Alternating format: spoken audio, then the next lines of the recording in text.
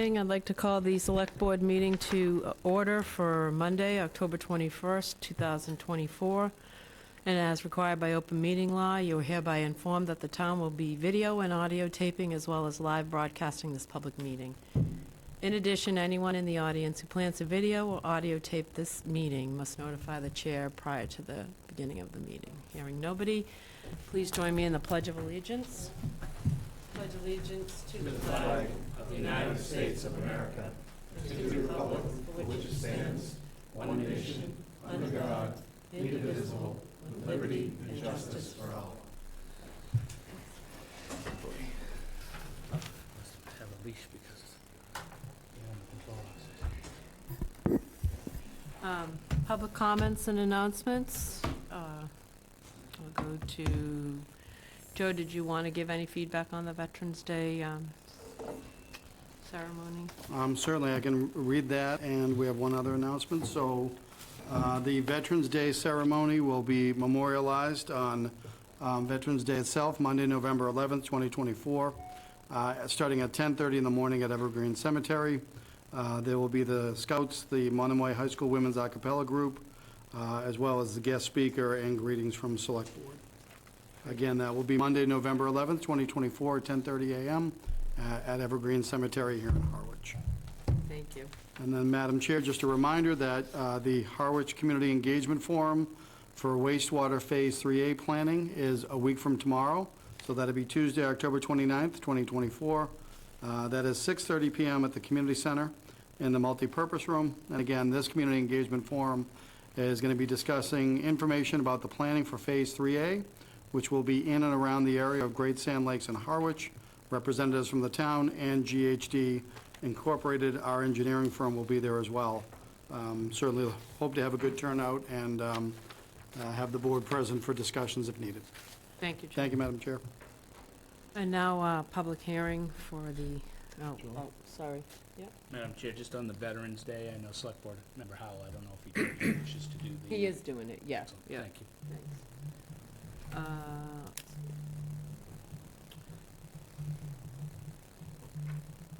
So we're now just going to open our public hearing, and actually we'll get a motion on item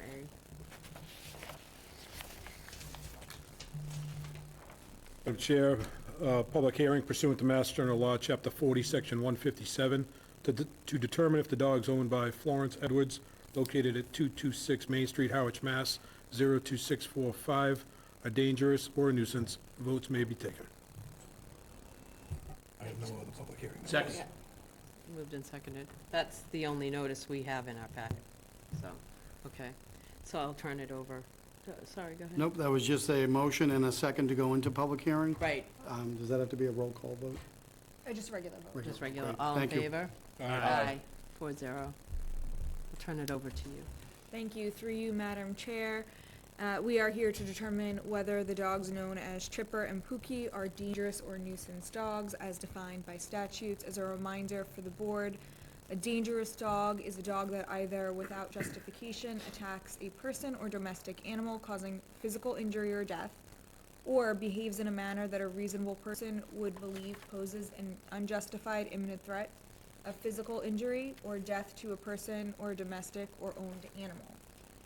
Alternatively, a nuisance dog is a dog that, either by excess barking or other disturbance, is a source of annoyance to a sick person residing in the vicinity, or by excessive barking, causing damage or other interference. A reasonable person would find that such behavior is disruptive to the quiet and peaceful enjoyment, or a dog that has threatened or attacked livestock, a domestic animal or person, but that such threat or attack was not grossly disproportionate, a disproportionate reaction under the particular circumstances. And as a reminder, a dangerous dog cannot be deemed dangerous solely based upon growling or barking, or based upon the breed of the dog, or if the dog was reacting to another animal or person and the dog's reaction was not grossly disproportionate. So with that in mind, I will ask that everyone testifying here today during the public hearing or that would like to testify, raise your right hand. Do you swear to tell the whole truth and nothing but the truth? I do. I'm going to invite the complainant, the animal control officer, to come forward.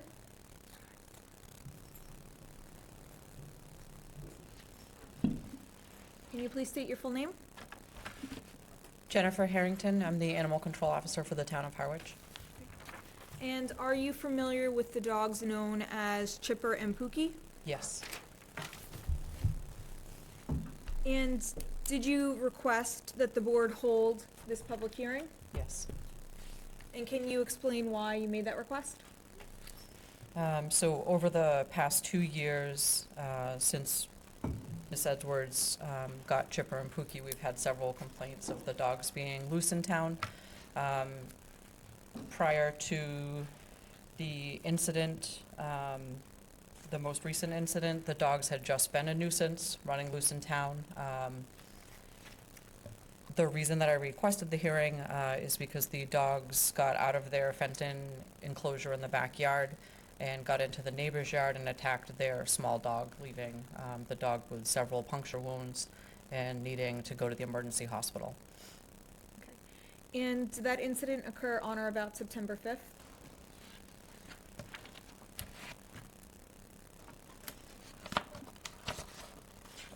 Correct. And when you say that they got into the neighbor's yard, what is your understanding of how they were able to enter into the neighbor's yard? The neighbors had said that the dogs had jumped the fence. Both dogs had jumped the fence. The daughter, Kaylee, was out in the yard. Kaylee is an adult. She was out in the yard with the dog, with her own dog. Her dog was out playing in the yard, and these two dogs jumped the fence, went into their yard, and attacked them unprovoked, attacked their dog unprovoked. Do you know what type of dog the neighbors had that was attacked? Their dog is a Shih Tzu type dog. It's a fairly small. Cockapoo, sorry. Yes, small dog. And in your opinion, were Chipper and Pookie justified in jumping the fence? No, Is it your understanding that that was unprovoked? yes. And can you explain to the board what the fence might look like? So the fencing in the yard, this is something that I've gone over with Ms. Edwards. The fencing in the yard is a mishmash of fencing. So there's some of the chain link fencing. In the front area, there's 8-foot chain link fencing. In the back area, there's chicken wire mixed with other types of wire, mixed with chain link. And there's several holes in the fence. The fence is, in my opinion, not secure. There's also an electric fence that Ms. Edwards tried to use that the dogs have gone through several times. This, And, sorry, that was within the other fencing. and the portion of the back fence where the dogs jumped over, is that also 8 feet high? No. What is the approximate height of that? There's different heights in the backyard, so it goes from 4 feet, and then there's some areas that are 6 feet. Like I said, it's all different types of fencing, so it's not one big area of fencing. And are Chipper and Pookie larger dogs? Yes, they are German Shepherd type mixes. The vet records, most recent were, one is 86 pounds, and the other didn't get a weight on, but they're approximately the same size. Okay. And in your opinion and experience as an animal control officer, can these dogs easily jump a 4-foot fence? Yes. And how long have you been the animal control officer for the town? I started in January of 2020. And before you were the animal control officer? I was an animal control officer in the town of Dennis for 6 years. Okay, so you've been doing this for quite some time. Yes, ma'am. Can you explain to the board what certifications you hold, if any? I was a certified dog trainer and behaviorist for several years, about 10 years, prior to being an animal control officer. I've taken many behavioral classes. I went through the Animal Control Officer Academy for Massachusetts. And you explained that this September 5th incident wasn't the first incident. You mentioned that you had previously spoken to Miss Edward, the owner of the dogs. Is that correct? Correct. And you said that there was a history of them getting loose. Do you recall prior incidents?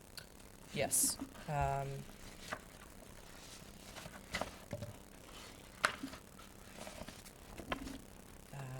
So the prior incidents to that incident, we had an incident on June 8th, where the dogs escaped the fenced area and came into the yard of Mr. Caleri.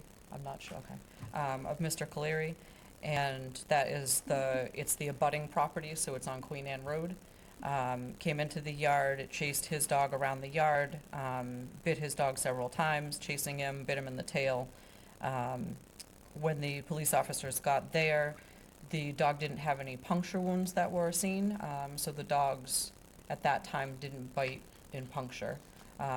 But they did get loose and go after his dog, and also him in the scuffle of trying to get his dog away from them. He has a standard poodle, so this is not just with small dogs, it's with, seems to be with all size dogs. And again, as far as your understanding, was that attack provoked? No. And with Mr. Caleri, there were 2 incidents, one on June 8th and one on June 17th. Same incidents where the dogs got out, came into the yard and chased his dog around. And was Miss Edwards notified on both of these occasions in June as well? Yes. And in your opinion, was any sufficient measures taken after those 2 incidents to reinforce the fence or control the dogs, Tripper and Pookie? Ms. Edwards has attempted to fix the fence with more fencing, like the chicken coop wire over areas. She did put up after the first incident with the dogs and Mr. Caleri. That's when she had put up the electric fence within her fence. But again, the dogs went through that and then went through the actual fence. And there were also 2 incidents in 2023 where the dogs were loose as well, is that correct?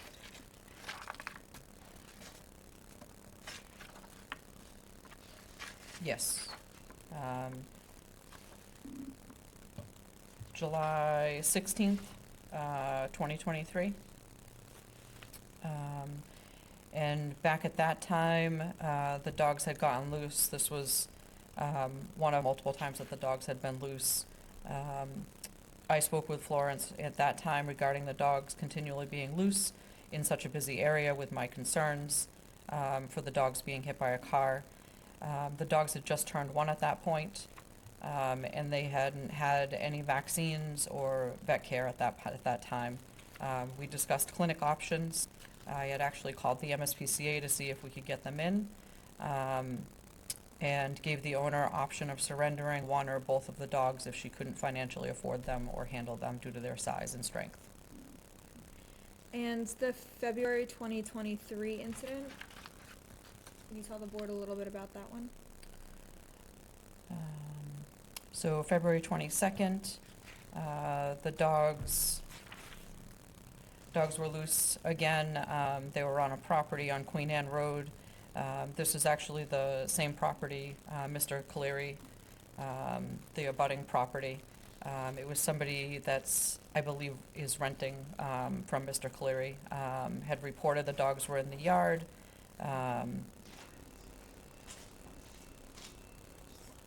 Dogs were returned to the owner by one of our officers who advised that they needed to keep the dogs in the yard. And in speaking with Miss Edwards, you said you impressed upon her the importance of keeping the dogs on her property and in the fence. Did you recommend that any training be done? Yes, so Ms. Edwards and I had spoke originally back last year in regard to training the dogs because they are large dogs, they need exercise, they're both working breeds. The dogs are siblings. And then again, after the incident with Mr. Caleri, we spoke again about training. Ms. Edwards, in September, after the incident with the neighbor right next door, Ms. Edwards had said that she had ordered a DVD to help her with training. I advised her that I didn't think that that was going to help her at that point, and that I really thought that she should seek out a trainer, a local trainer that could help her one-on-one with the dogs. And can you tell the board why you think that a DVD just wasn't sufficient? Because these dogs at this point had already bitten, and with the dog's size, I think that she needs somebody that's gonna be there to actually physically show her how to work with the dogs and how to manage the dogs.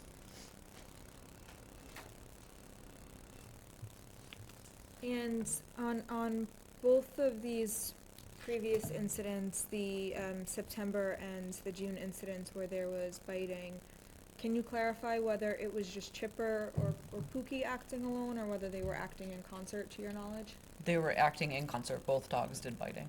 on both occasions? Correct. And when you review the town's previous reports, are both dogs, have both dogs been loosed together, or have there been instances where it was just one and off the other? Every time the dogs have been reported to us or picked up by us or whatnot, every time we've had dealings with the dogs have been together. Is there anything else that you think that is important for the board to know? I go back to the training. I think that, I know that's not something that the board can order, but I just want to put it out there, the importance that I think that these dogs really need one-on-one training with a trainer. And they really need exercise. These dogs are not getting any exercise. Florence, I don't think that Ms. Edwards is capable of walking these dogs. From when I was there to release them from their quarantine, when Ms. Edwards brought them outside behind the fence line, the dogs almost took her down coming out the door. These are dogs that are bigger than her.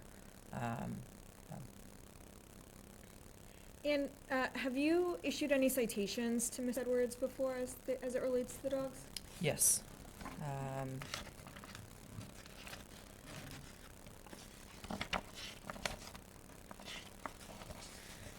So 2 citations were issued.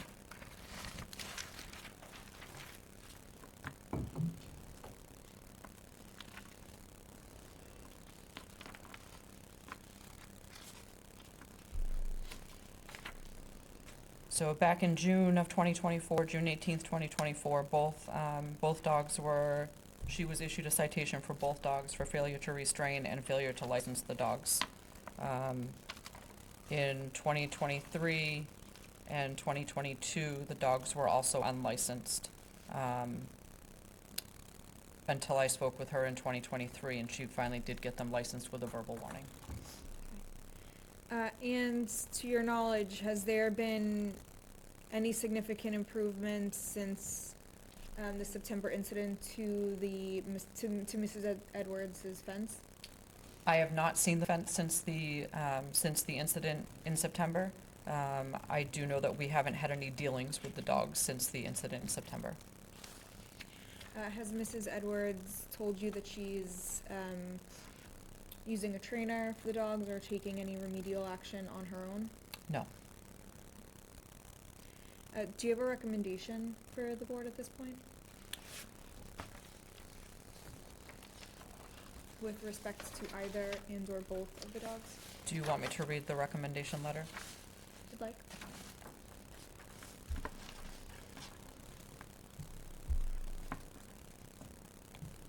Madam Chair and Select Board, if in the opinion of the Select Board, the 2 sibling dogs, hold on.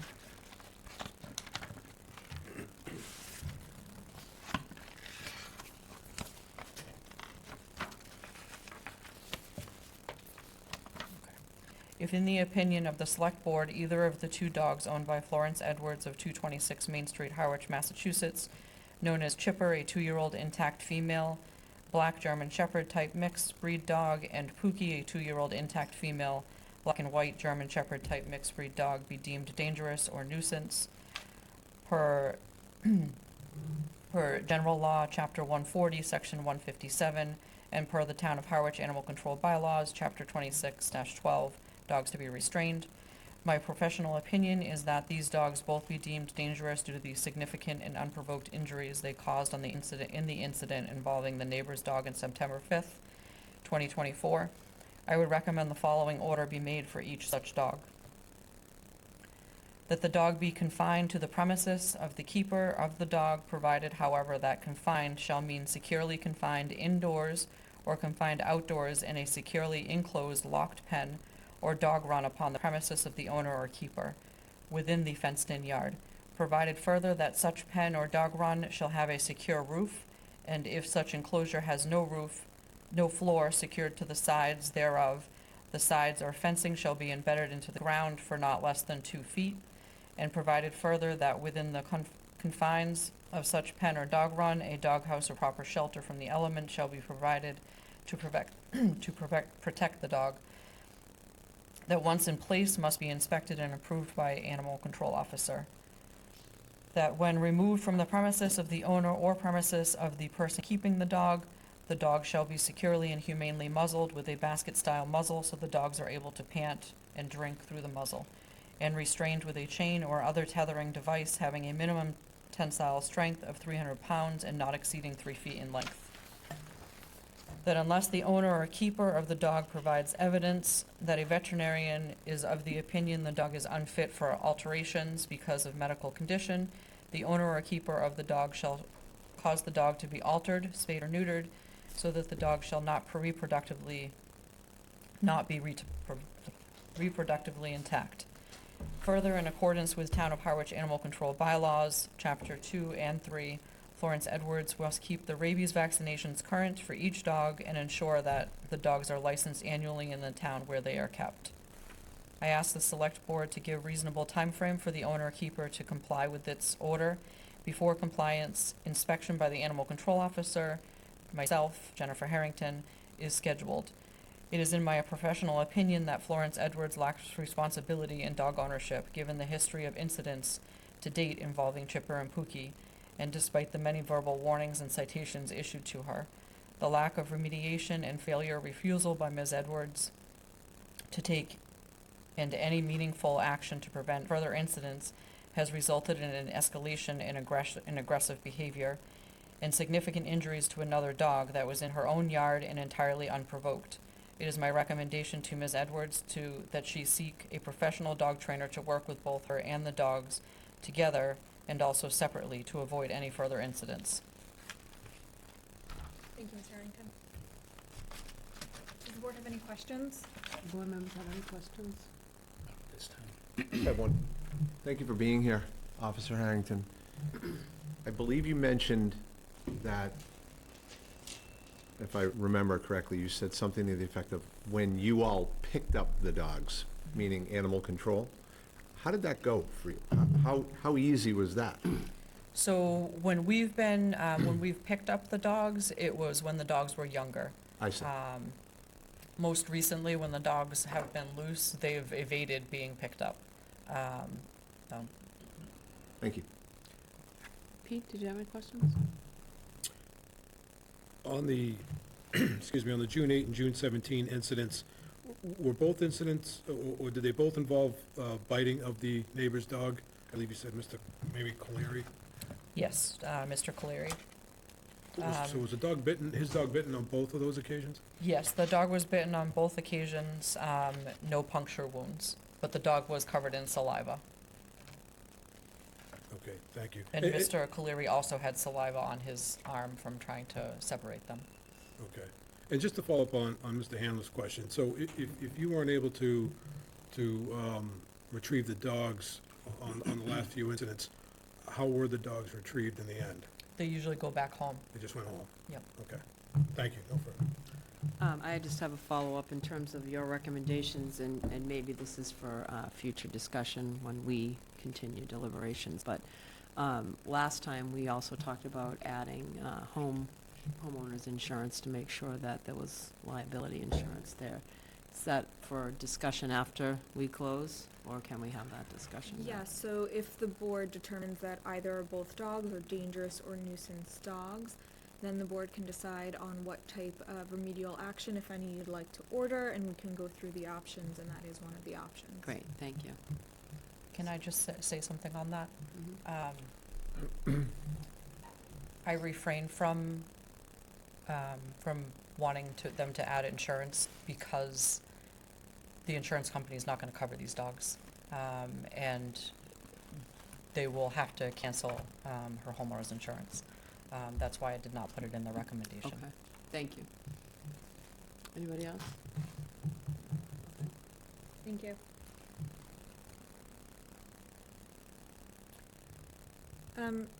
So if, Ms. Edwards, would you like to speak to the board? Yeah, you have to go to the podium if you're going to speak. This is my son. Most of the talking for me.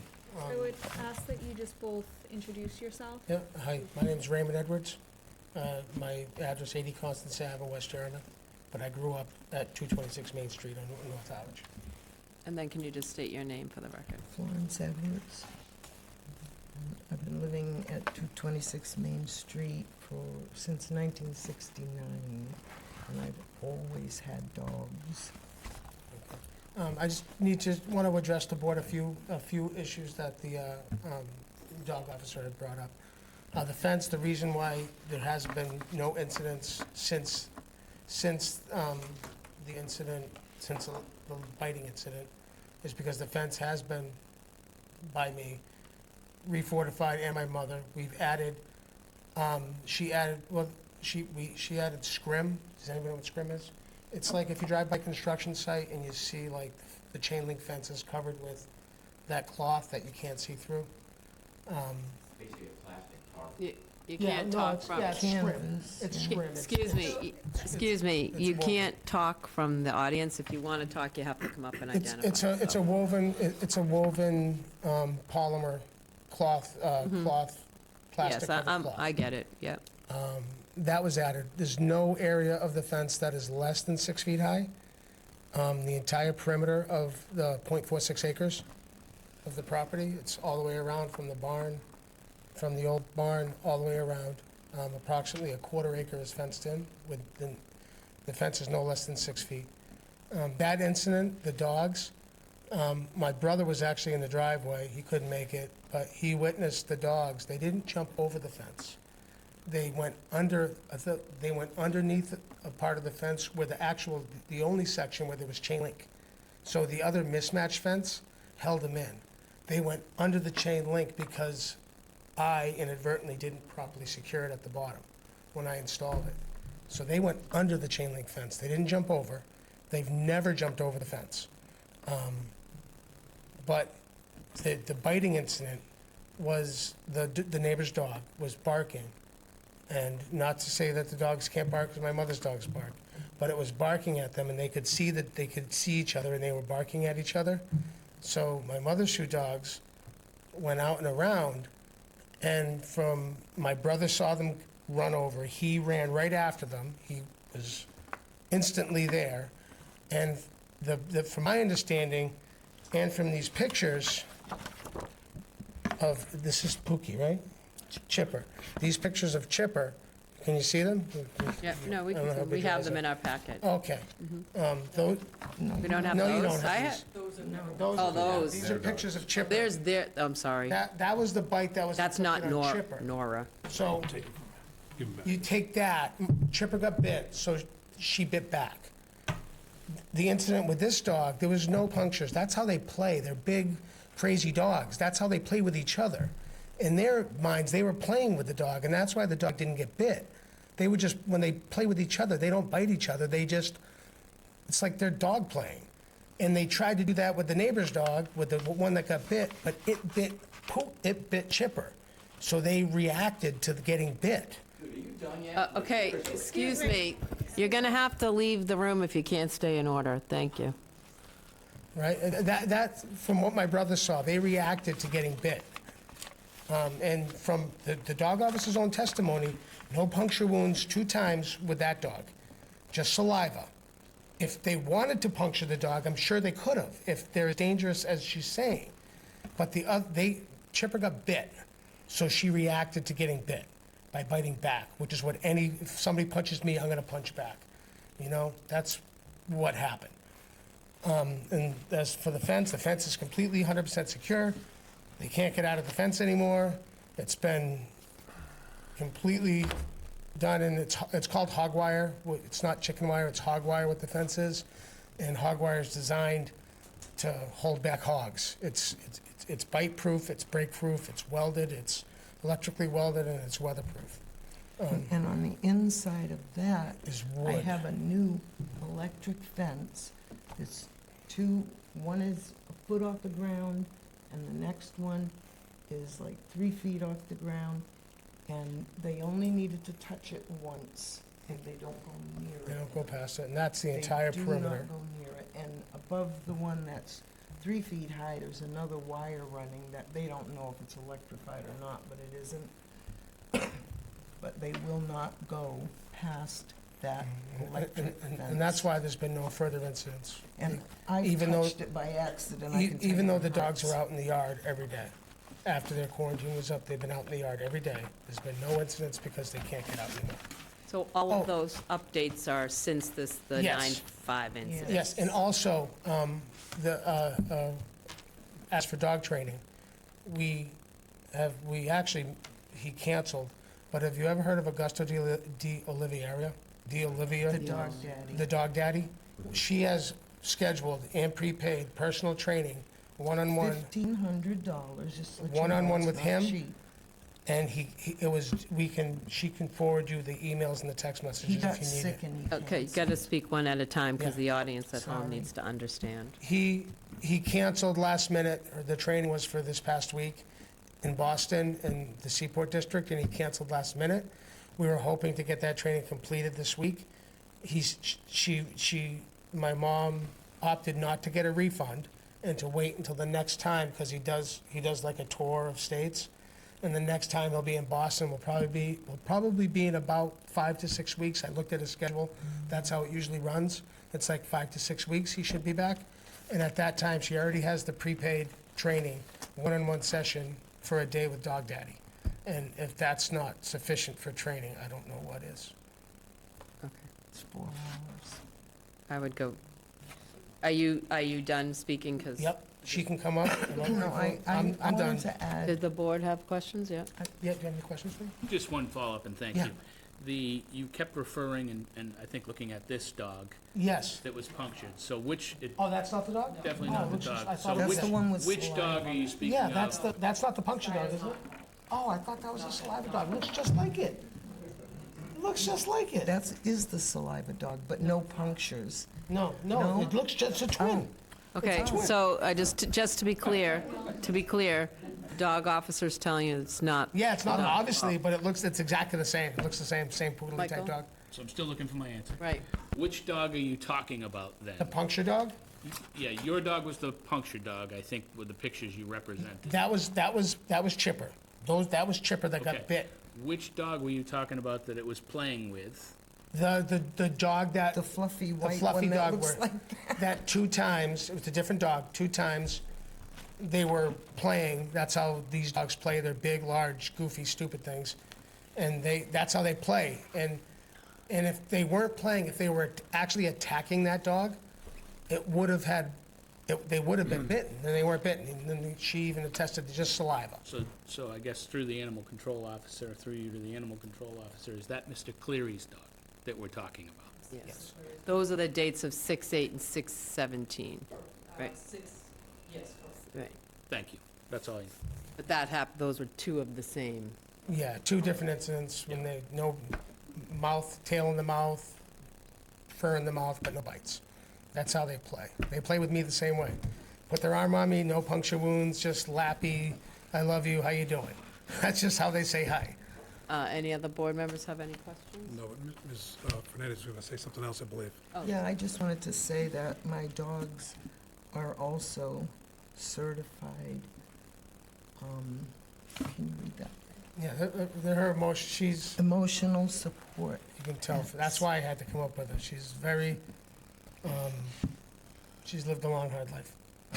That's all I'm gonna say. And her dogs, the reason she's had dogs since I can't remember a time when she hasn't had a dog, I feel safe. because it makes her feel safe. And, you know, single mom my whole life. Since her sons can't be with her, she needs her dogs to help, so she can live her life. And my dogs are very well taken care of. Yeah, they are. They don't even eat dog food. They only get people food. They get chicken and hamburger And and steak. jag and steak and all that kind of stuff. I don't feed them dog food. Jealous, they The eat, closest they to eat dog better than food they me. get is dog biscuits. they eat better than I did growing up, I tell you that. So, okay, do you want to? Does the board have any further questions? I have two, Sorry. yeah. Thank you both for being here. Could I add one more thing? My dogs, when they do get loose, they sometimes go and visit some of the neighbors. And I had one of the neighbors call me up today because she had seen that there was gonna be this hearing, and she couldn't make it because she's sick. But she said that my dogs are extremely friendly. And there was even, in one of the police reports, one of the officers said that the dogs were very friendly. They're not vicious, violent, horrible, monstrous things that just run around attacking everything and everybody. They're very gentle. I wish I could have brought them here for you to meet them. They're really, really nice little girls. Thank you. I They're still have a just question. scary looking. Everybody else, yeah, go ahead. Thank you both for being here. Thank you. Between Select Board Member McCaskill and myself, I believe we've had over 8 German Shepherds through our lives. I just lost my 10-year-old last year. So, you know, I think we understand this breed of dog pretty well. When did you acquire these 2 dogs? How long ago? 2 years ago. 2 years ago. So in 2022, you yeah. acquired them? And did you rescue the dogs? Did you find them No, from a breeder? I purchased them. Some guy put an ad in the Cape Cod Times, and he was selling puppies for $400 a piece. So I went and bought one, and I really thought it was so adorable. I went back and bought another one. So that's how I got West them. Yarmouth, a breeder in West Yarmouth. Okay. Yeah. Thank you. And is this the first experience in your history with dogs that you've had German Shepherd type dogs? Or is No, this, it's not the you've had first. multiple German Shepherd dogs in the past? Yes, I have. Okay, thank you. Nothing more? Nothing. Michael, did I follow? Good for now. And Pete, you good? Set for now, thank you. Okay, thank you. Awesome. Thank Any you. other questions? Do you- Nope. Thank you. Thank you.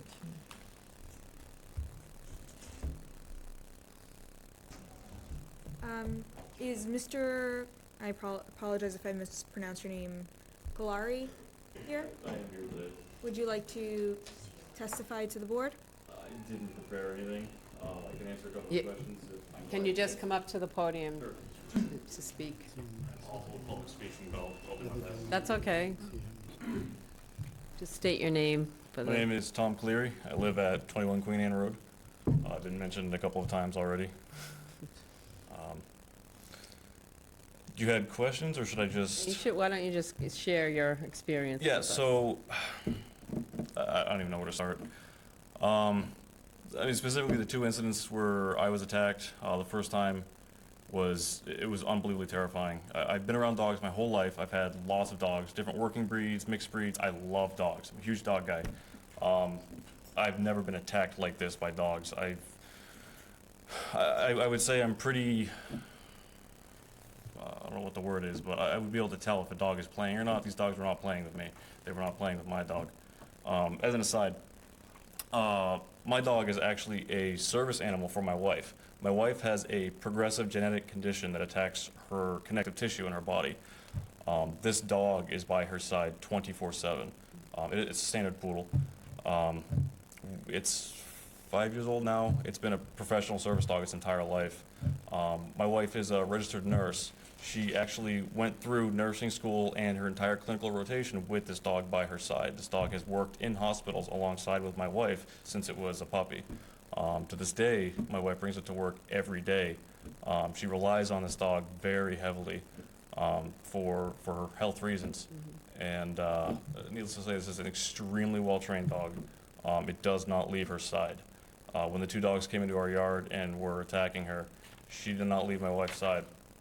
The dogs came up to her and began accosting her very aggressively. Was not playing. I would never in a million years call this playing. And since these incidents, my wife and I no longer feel comfortable being outside in our yard. Every time we hear these dogs bark, and they bark every day, all day. It's to the point where if they're not barking, it's strange, and I notice how peaceful it is in the area. But every time they bark, I remember these incidents, and it's terrifying. It was absolutely terrifying. I'm sympathetic to the fact that they're animals. I love animals, but these were not under control, under any kind of control. And the fact that we weren't seriously injured, I'm very thankful for, but I'm also surprised by. And what was the second, the second time you had to get up onto the porch and get in the house when the two, No, I was just outside in the yard. you were by the fire pit or something? I was in my backyard, yeah. Yeah. Yeah. Okay. I thought that was the second where two dogs were in the yard and they went back in and someone was trying to get in the door. I thought that was you. No? Get into which door? The back door. Of my house? Yeah. No, that wasn't you. Oh, maybe you're thinking of an earlier incident, like a year or two ago, when they were out and You gotta go up to the mic. Just for that clarification. may have been somebody 'cause else. I don't think that was.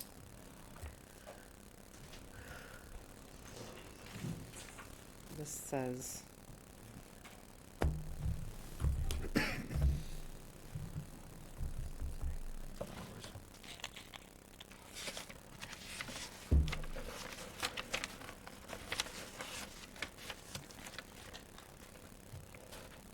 You may want to review the February. The February.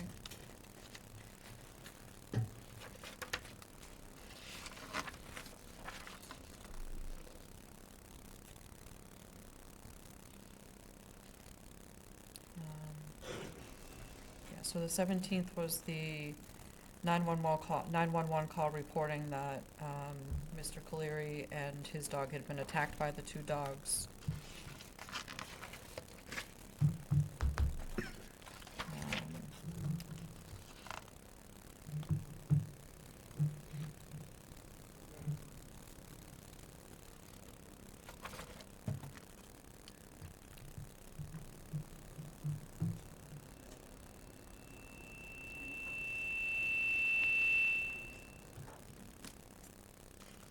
I'm sorry, I'm not seeing that. So on 6/17, there's the two different ones, right? There's the 6/8 and 6/17. Yeah, it was Correct. like 2 weeks apart. Yeah. Okay. Yes. So I looked through all the different notes on all of the scripts, and I just noted that they said that the dog attacked the person but not hurt. You weren't bit. I wasn't bit. I wasn't punctured. Right, it was the just first the- time it was snapping at me. Yeah. In the commotion, but I was wearing a large sweatshirt, and it got the sweatshirt on me, Okay. thankfully. Okay. And then the other time, and so the second incident, though, is that was you? That was me. Yeah. Correct. Yeah, I was out in my yard. Yeah. It was just me that time. And, right, it was Yeah. not, your dog is your dog Raffaello? Yes. Yeah, yeah, so your dog wasn't outside, it was just you? Not the second time. It was just me the second time. Okay, that's what I read, that you were on a deck or a porch or something. No. I was in the side yard. So the side yard, Yeah, okay, with, okay. you know, Thank you for the Yeah, clarification. absolutely. So you had the two incidences just this past summer, Yes. and then after that, there was the 7/16 incident, not that this involved him, but. 6/17. Okay, 6/17 or 7/16? Doesn't matter. It was this summer. And it was two dogs running loose with no collars. And then we had the 9/5 incident, just trying to do the chronological order again, because you're sort of in the middle, Yeah. right? Okay, so I didn't mean to interrupt you, but if you wanted to say more about your That, experience. like I said, I didn't really prepare anything. I didn't expect to come up here, Mm-hmm. but I'd say that's most of the story.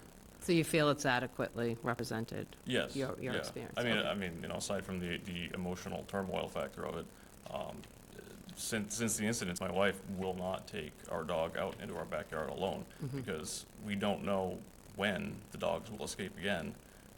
It's random, sometimes it seems like there were months in between, and then those two incidents were 2 weeks apart. Mm-hmm. It's unpredictable, and it's very stressful. And how long have you lived at that address? At 21 Queen Anne, I've been there since 2016. Okay, thank you. Thank you. Anybody else? Michael? Yeah, thank you again, and you're doing a great job public speaking. Thank you.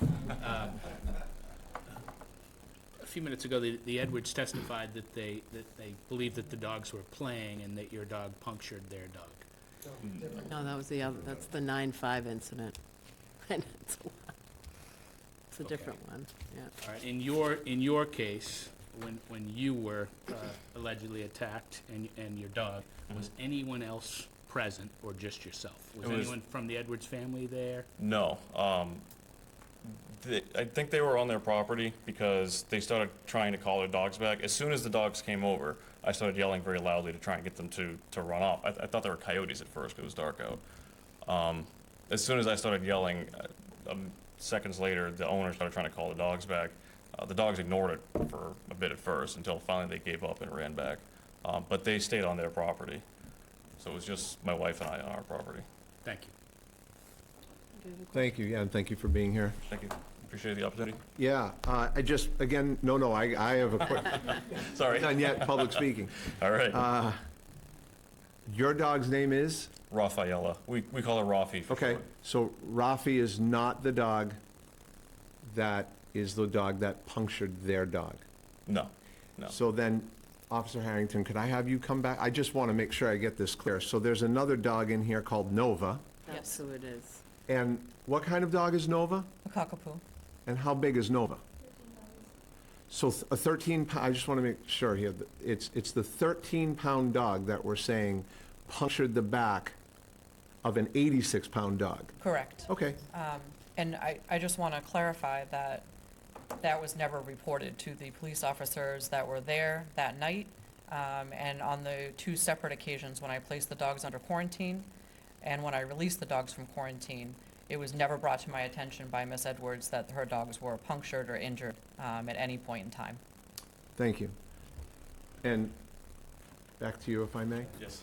Your dog weighs how much? She's about 50 pounds. 50 pounds. Yes. Okay. Thank you, that's all. Pete, do you have any questions? Good, thank you. Okay.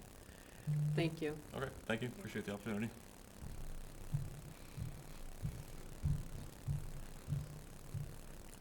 I also wanted to clarify, Officer Ruggiero, who was the officer who made the statement that the dogs were friendly in the narrative of the call from, I believe, back in February. As I had said earlier, there's an escalation in behavior here. The dogs, when Officer Ruggiero dealt with them, were about a year old. The dogs, as they're getting older and more mature, are showing an escalation in behavior. And that's usually, from my experience, dogs become mouthy or out of control, like the incident with Mr. Caleri, and they don't actually puncture, and then it escalates in behavior as the incidents go on. So You can't speak please don't- sitting please down. don't speak from the audience. That's all. Did you have another point? Are you done? Nope, that was it. Can I ask you one question on Yes. that? Because both of these dogs, and they're both female, I understand, but Correct. they're not neutered, they're not spayed, Correct. right? And do you see with females that escalation as they get older too? I mean, No, Not as I the wouldn't, I've had males and females. It depends on the dog and their personality and behavior. okay. The exercise they're getting, the training they're getting, so it really goes by each individual dog. I wouldn't say that a male or female, intact or not intact. Typically with your intact dogs, they have more hormones that can cause the escalation in behavior, but not always. Okay, thank you. Is there anyone from the Simpkins family? Pellegrino.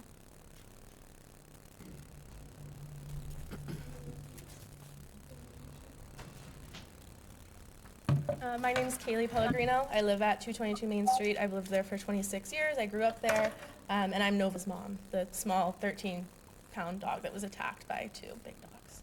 And I'm Christina Pellegrino, Kaylee's mom, and I had Nova out on the leash on our property when she was attacked by the other dogs. So we walk Nova probably 6 times a day, maybe 7 times a day. We have her outside all the time. She stays on a leash. She never goes off the leash because we don't have any sort of safe fencing, and we live on a really main street, so we wouldn't take her off the leash. We walk around our house. We walk around the backyard. Sometimes we're out there for 45 minutes. Sometimes we're out there for 5 minutes. But both of us, and sometimes Nick too, we walk the dog around the house every day, multiple times.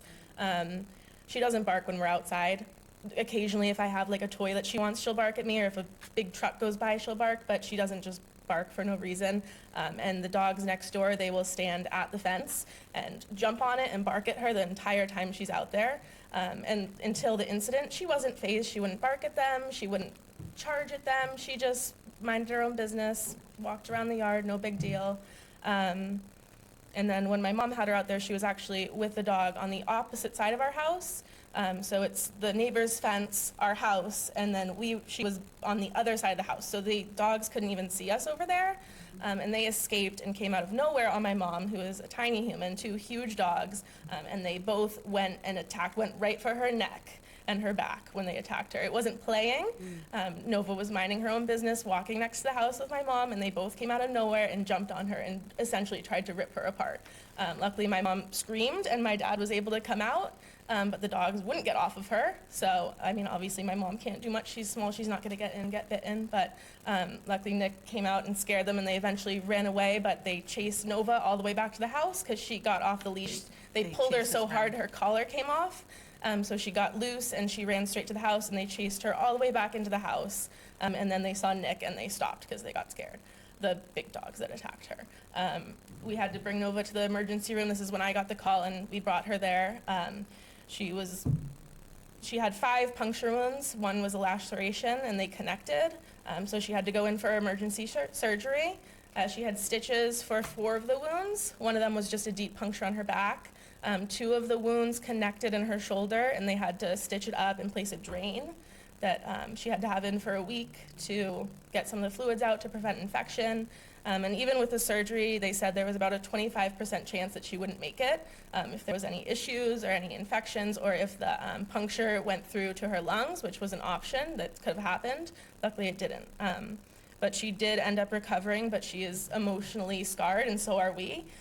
She hears the dogs barking. They put up that white tarp thing, but when I go to the mailbox, they still stand there sometimes when they're outside and bark at me. I have a video of it, of them barking at me right there, and she's terrified. She hears them barking, and she's inside shaking. And she's a friendly dog. She goes to the dog park a couple times a week. She goes in the small dog park and plays with other dogs, and she knows how to play with a dog. She plays with other dogs, and this wasn't playing. They came over, and they wanted to kill her, and they attacked her, and luckily they weren't successful.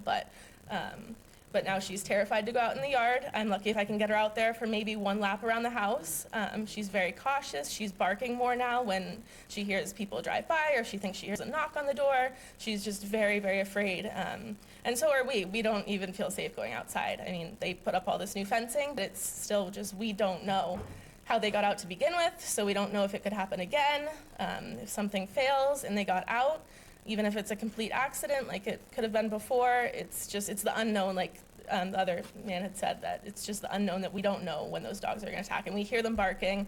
She won't even go outside when they're barking. Yeah. Sometimes she won't even go off the side step to go outside, even if she hears just the rustling around. And now if she's inside and she hears the barking, she'll just stand and tremble. So we So- have to go further and go to a behavioral specialist to work with her and train her just to not have PTSD as a dog, to be comfortable in her own yard, really. So now are you having to take her away from your house to even take her for walks? Will Yep, she- I take a ride to the beach, and she plays on the beach, she runs, she's happy, she's great, she gets off the leash, and she has good recall, she comes right back to us. But at the house, she doesn't even want to move around or go outside. Any board, other questions? Jeff? No, I would just say you answered my question. My one question was, how do you feel about being outside? Very uncomfortable. You just answered that. Yep. Jeff? Thank you. Thank you all for being here.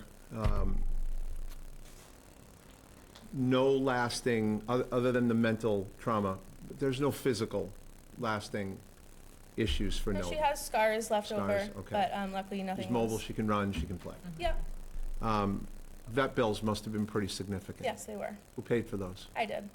or my mom and I did. No reimbursement? Nope. No offer of reimbursement? No. Did Nova bite either one of those dogs? I mean, she might have, but it was defense. And again, she's 13 pounds, they're 89 pounds. I'm sure she did try to bite them, and I'm glad she did. She Madam had Chair, to try and get away. Thank you. Through you, the defendants showed us pictures. Am I able to see this video that she has on her phone? Sure.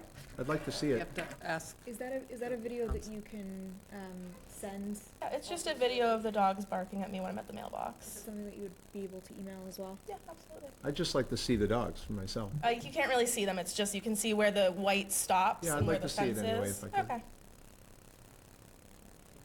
And did you want to speak? Yeah, I'll add a couple things. Just state your name. Hi, my name is Nick Simpkins. I've been a resident of Harwich for the last 7 years. I graduated with your son Josh. I've I lived won't at, hold that against you. please don't.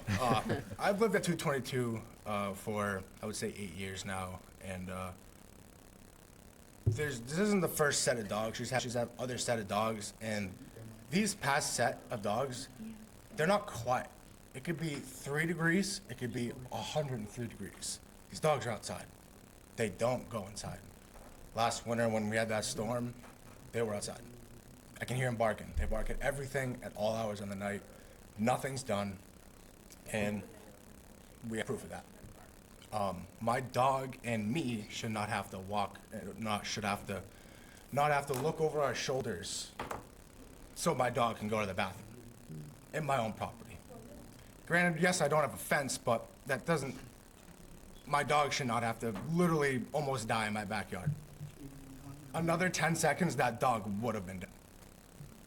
So, playful? No. These dogs are running amok. Not the first time that they've been out.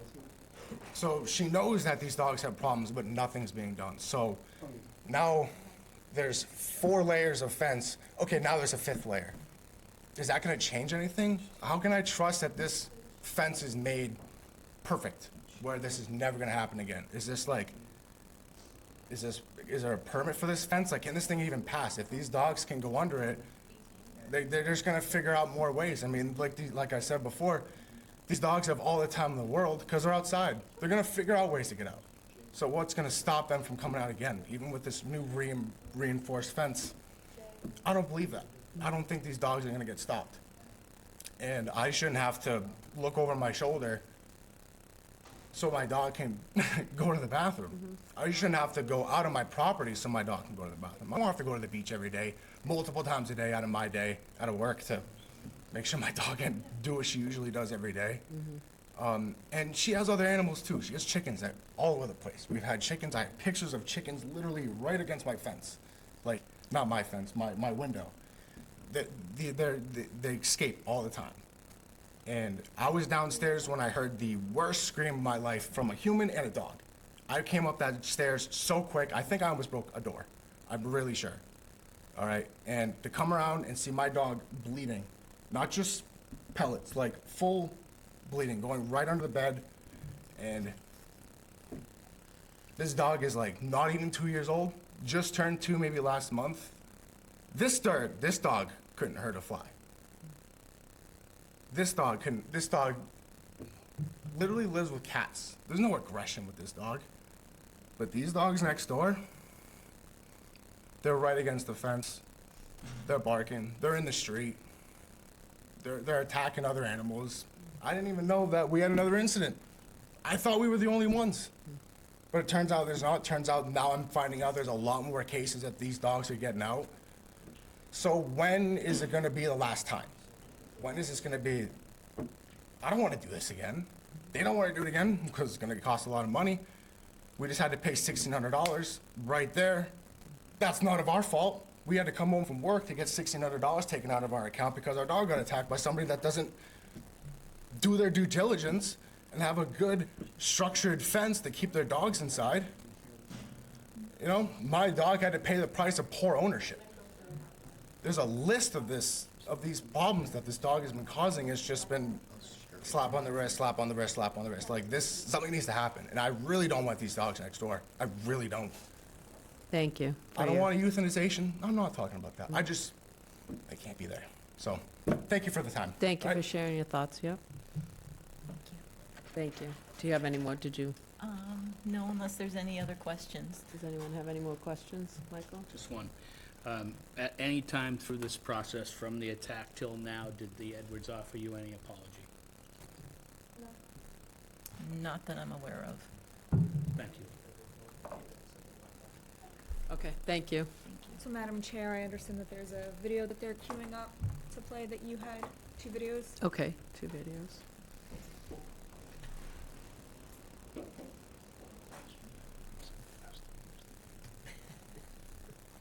About time.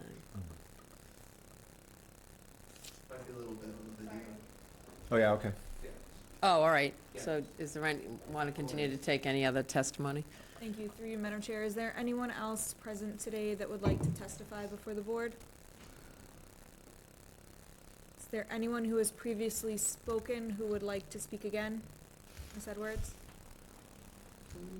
Yes. please.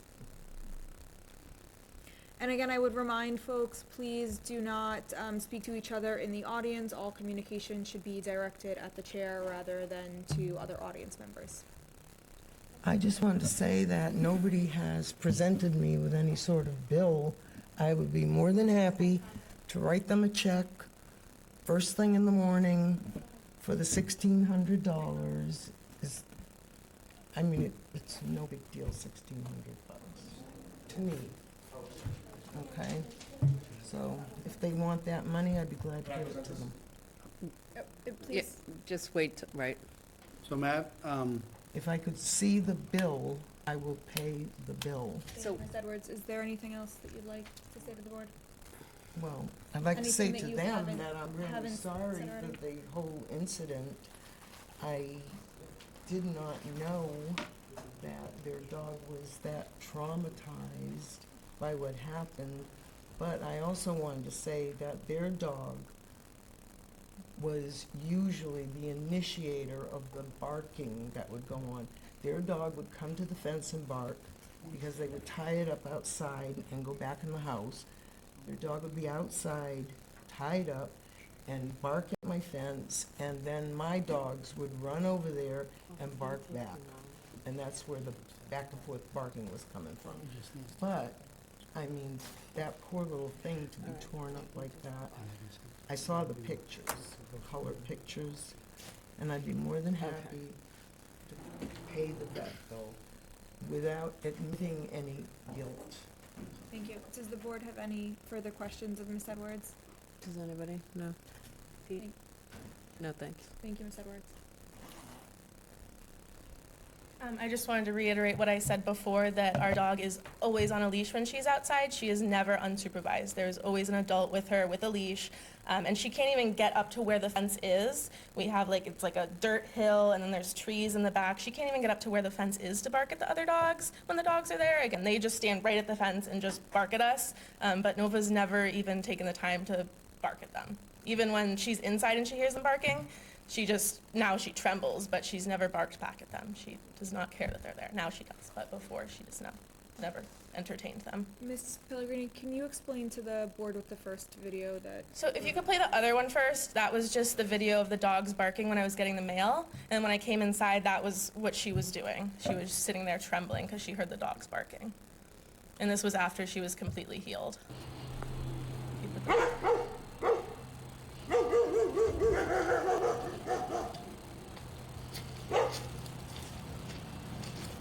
And they were right there at the fence, just staring at me when I was getting the mail. And I was afraid, so I took the video and I came inside and I saw Nova sitting in the Don't corner. take that down. Sorry, please trembling. don't take that down, Matt, if you don't mind. Thank you. Okay. May I ask a Yeah, question, sure, go Madam ahead. Chair? That's I think that's being represented as a 6-foot fence? Yep. Okay. You can't talk No, from your seat. I was just making a comment. It's being represented as a 6-foot fence, I believe. Would you say that's a 6-foot fence? I wouldn't say that's a 6-foot fence. Thank you, Matt. Nothing further. And then the second video was just of Nova when we were inside, and this just shows the emotional distress that she's been in. I came inside, and she was just sitting there trembling. It takes her a second. And she's not barking. She's not engaging with the other dogs. She's just terrified. she's just shaking, seeing her shake. It's hard to see on the big screen, but Thank you. Madam, Okay. unless there's testimony that hasn't been already presented to the board, this isn't a forum to go back and forth and debate with each other. If there's new, That the fence is 6 feet. Ex- excuse me, You If can't talk there from your is- seat, if and there is new evidence that someone would like to present to the board through you, Madam Chair, you can entertain that, but everyone has had an opportunity right. to speak, in some instances more than once, so if you'd like to allow additional testimony at this time, you may. I think or- we have a full agenda. I think we can move on from. So if the board has heard everything from the witnesses, you could, Madam Chair, if you'd like, entertain a motion to close the evidentiary portion of the public. So hearing. moved. Second. Moved and seconded. All in favor? Aye. 4-0. Okay, so now on to deliberations in terms of, we have the recommendations from Officer Harrington's memo. In hearing, guess I'll pose a couple of things that I was thinking, Mhm. but at this point, we've heard them addressed, I mean, I brought up the homeowners, and I understand the issue that represents, but then there's also the question of payment of the vet bill, that if that's going to be taken care of outside, but otherwise I would ask council, is that something that we should also incorporate into any findings? So in my opinion, that would be a private dispute Okay. between the parties, and I would recommend that the board refrain from Okay. making such an order. Thank you. Questions from board members? Anything? Or do you want to just go straight to the memo? And follow those guidelines? Madam Chair, I do have questions on the memo Sure, go ahead. for Officer Harrington, if we could do that, please. And I'd be happy to yield to the board members if they want to go first. All right.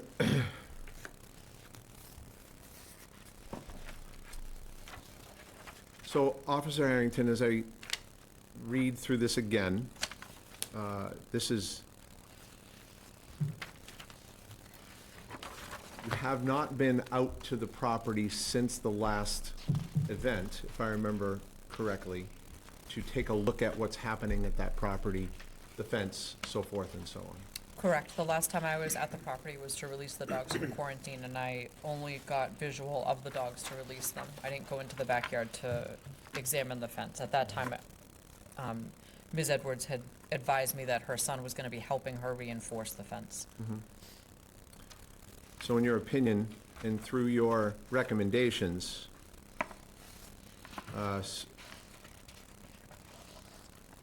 you're recommending that they should be confined indoors or confined outdoors in a securely enclosed and locked pen or dog run area upon the premises of the owner or keeper within a fenced yard.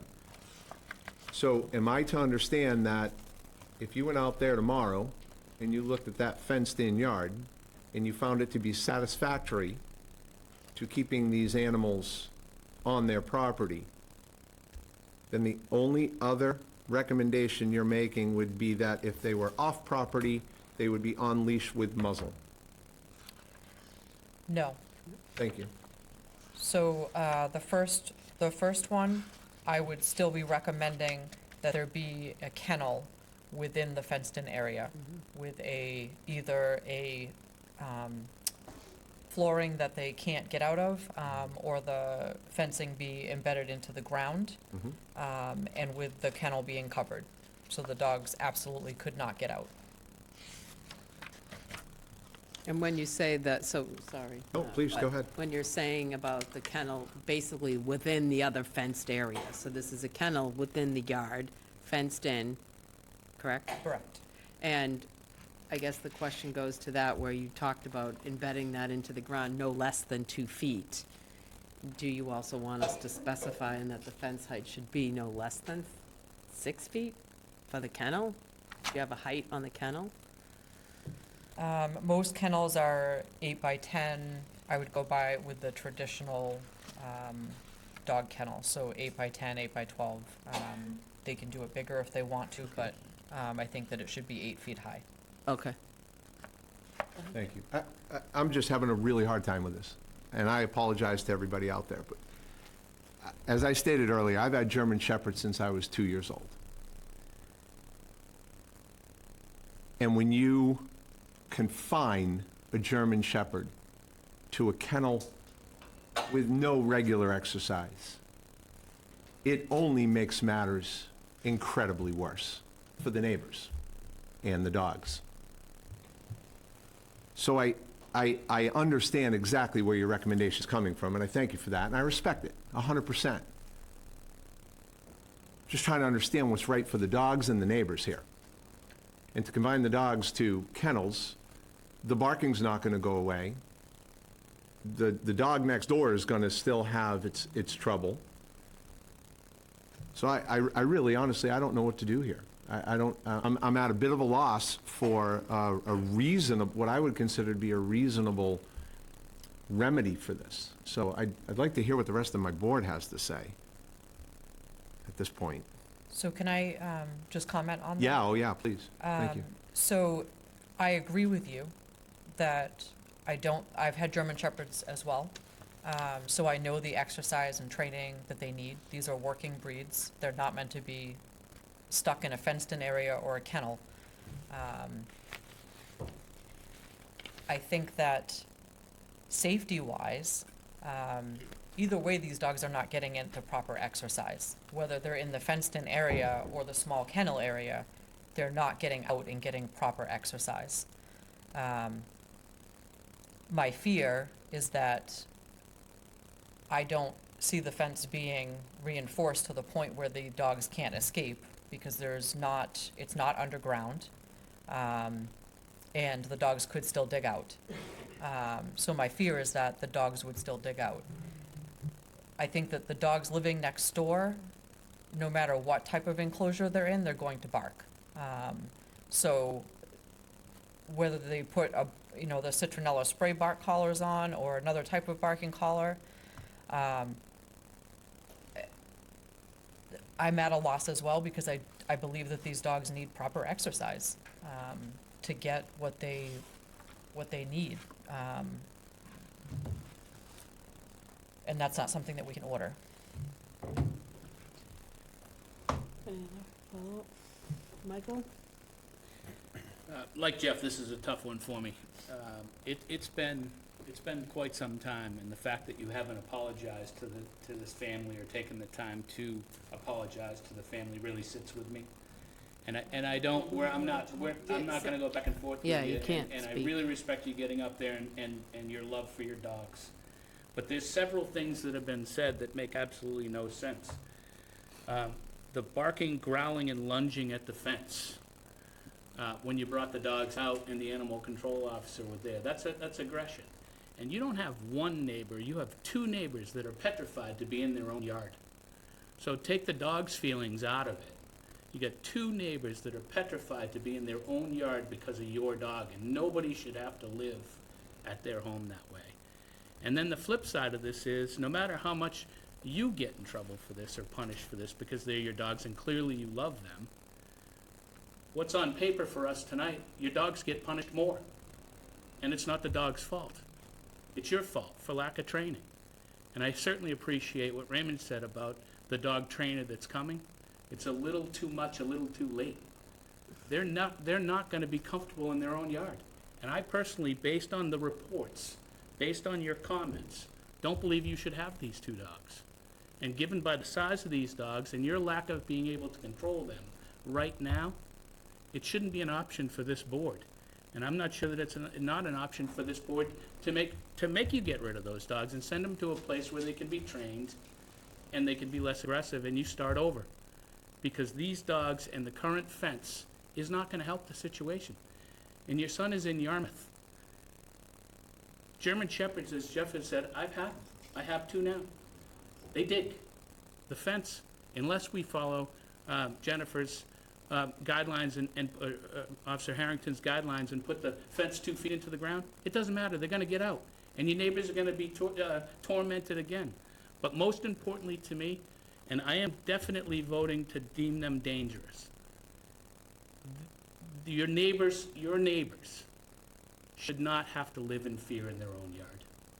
And that poor little dog will never be the same. And the puncture that you mentioned and the fact that we had no photos ahead of time and it was never reported to our animal control officer, none of this has been taken seriously by you.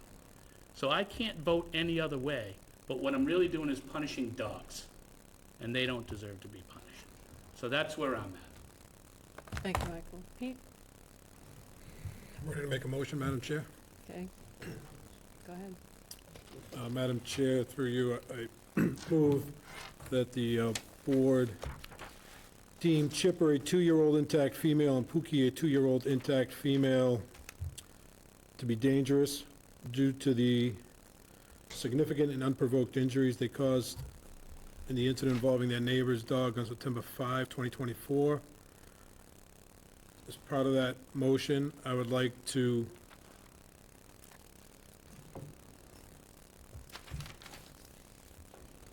sorry, I'm trying to find it. I would like to go along with the Animal Control Officer's recommendation that the dogs be confined to the premises of the keeper of the dog, provided, however, that confined shall mean securely confined indoors or confined outdoors in a securely enclosed and locked pen or dog run area upon the premises of the owner or keeper within the fenced-in yard, provided further that such pen or dog run shall have a secure roof, and if such enclosure has no floor, secured to the sides, therefore, the sides of the fencing shall be embedded into the ground for not less than 2 feet, and provided further that within the confines of such pen or dog run, a dog house or proper shelter from the element shall be provided to protect the dogs, that once in place must be inspected and approved by the animal control officer. Additionally, when the dogs are removed from the premises of the owner or the premises of the person keeping the dogs shall be securely and humanely muzzled with a basket-style muzzle so the dogs are able to pant and drink through the muzzle, and restrained with a chain or other tethering device having a minimum tensile strength of 300 pounds and not exceeding 3 feet in length. Additionally, unless the owner or keeper of the dog provide evidence that a veterinarian is of the opinion that the dog is unfit for alteration because of medical condition, the owner or keeper of the dogs shall cause the dogs to be altered, spayed or neutered, so that the dogs shall not be reproductively intact. Further, in accordance with the Town of Harwich Animal Control Bylaw, Chapter 26-2 and 3, Florence Edwards must keep the rabies vaccination current for each dog and ensure that both dogs are licensed annually in the town where they are kept. And I would also recommend that the owner has no more than 45 days to comply with such order. Second. Moved and seconded. Any discussion? Yeah. I would like to lean on counsel a little bit here regarding the homeowners. Maybe Officer Harrington would like to step up again. I see a tremendous need for homeowners insurance here. In case there's another incident, it's not our problem that the insurance company will not insure. That's the owner's problem. But I see the need for a homeowner's policy stating that there are 2 German Shepherds on this property. Because I know I have it, and I'm sure you have it. And do you know if there's a homeowner's policy that states that there's 2 German Shepherds on the property? I do not. So, I mean, I know I have it too. So I guess follow up on your question. Sure. My other question back to Michael's point is, similar to previous incident where we had to go back to deem one dog not dangerous. If the dogs were to be surrendered versus deeming them dangerous, So because if we deem them dangerous, they can't go. the only reason that I had requested from the previous hearing Yeah. on a separate case was because that dog had not bitten. These dogs have both Oh, bitten. right, okay. So that would not happen. That couldn't The dogs, happen. once they're deemed dangerous, that follows them for life in the state of Massachusetts. Thank you. I don't recall that part. All right, so we have a motion and a second. Well, You have I'm asking to add add. that, yeah, no, the to add, homeowners. well, we got 45 days for reasonable in terms of checking up on the install. You want to add the homeowners. I don't disagree. I think that needs Sure. to be included because that's the only thing that gives some real credence to it. And then I guess the only other question I had was that the separate incident stays outside of these recommendations in terms of reimbursement, but I think, I wouldn't say it's part of our motion, but just to be clear, anytime somebody's dogs are attacking your dog or any other animal on your property, I would expect that there would be communication about those vet bills and reimbursement. And it was brought to Ms. Edwards' attention when I went for the quarantine that the dog was seriously injured and did go to the emergency hospital and did need surgery. So it was brought to her attention. She was aware of the vet bills. Thank you. So the mo- Just, if I could, I'm Yeah, sorry, go ahead. not to belabor this. What if we didn't go with your recommendations? And we leaned a little bit more toward a surrender? What does that look like? It would depend on where the dogs were surrendered. Rescues and shelters would not place them up for adoption with a bite history, and the dogs would be euthanized. Man, oh, man. If I may. This is, Michael?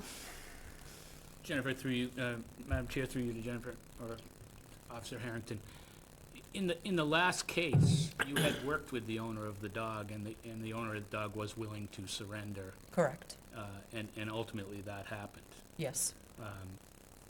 So the dog wasn't euthanized, the dog found a good home with more land. One was. of the dogs was placed up for adoption and was adopted. Okay, and then the bite dog was. The bite dog was euthanized. I mean, I think that the recommendation is good. I do believe we should add insurance to it.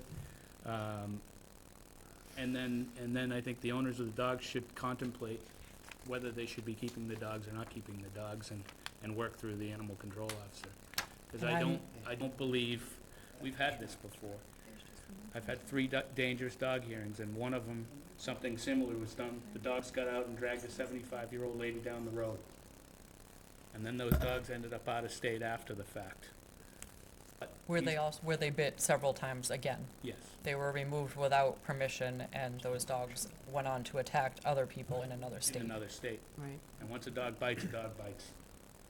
So I would implore you to really think about these dogs, your neighborhood, and the feelings of your neighbors, and then make the right decision for the dogs. I would like to say that if the Edwards want to work with me in placing the dogs, I can help them with placing the dogs. Obviously, it's a liability if the dogs do bite again, but I do believe that with proper training and in the right home where they're getting proper exercise, that these dogs they're not bad dogs. They're in the wrong home. They need to be with somebody who has the time to work with them, to train them, to exercise them, and not with a trainer who's gonna come from California to do one visit, in his recognition of fame on his Facebook and TikTok accounts. I think that they need a trainer who's local, who can actually work with them here on out if they plan to keep the dogs.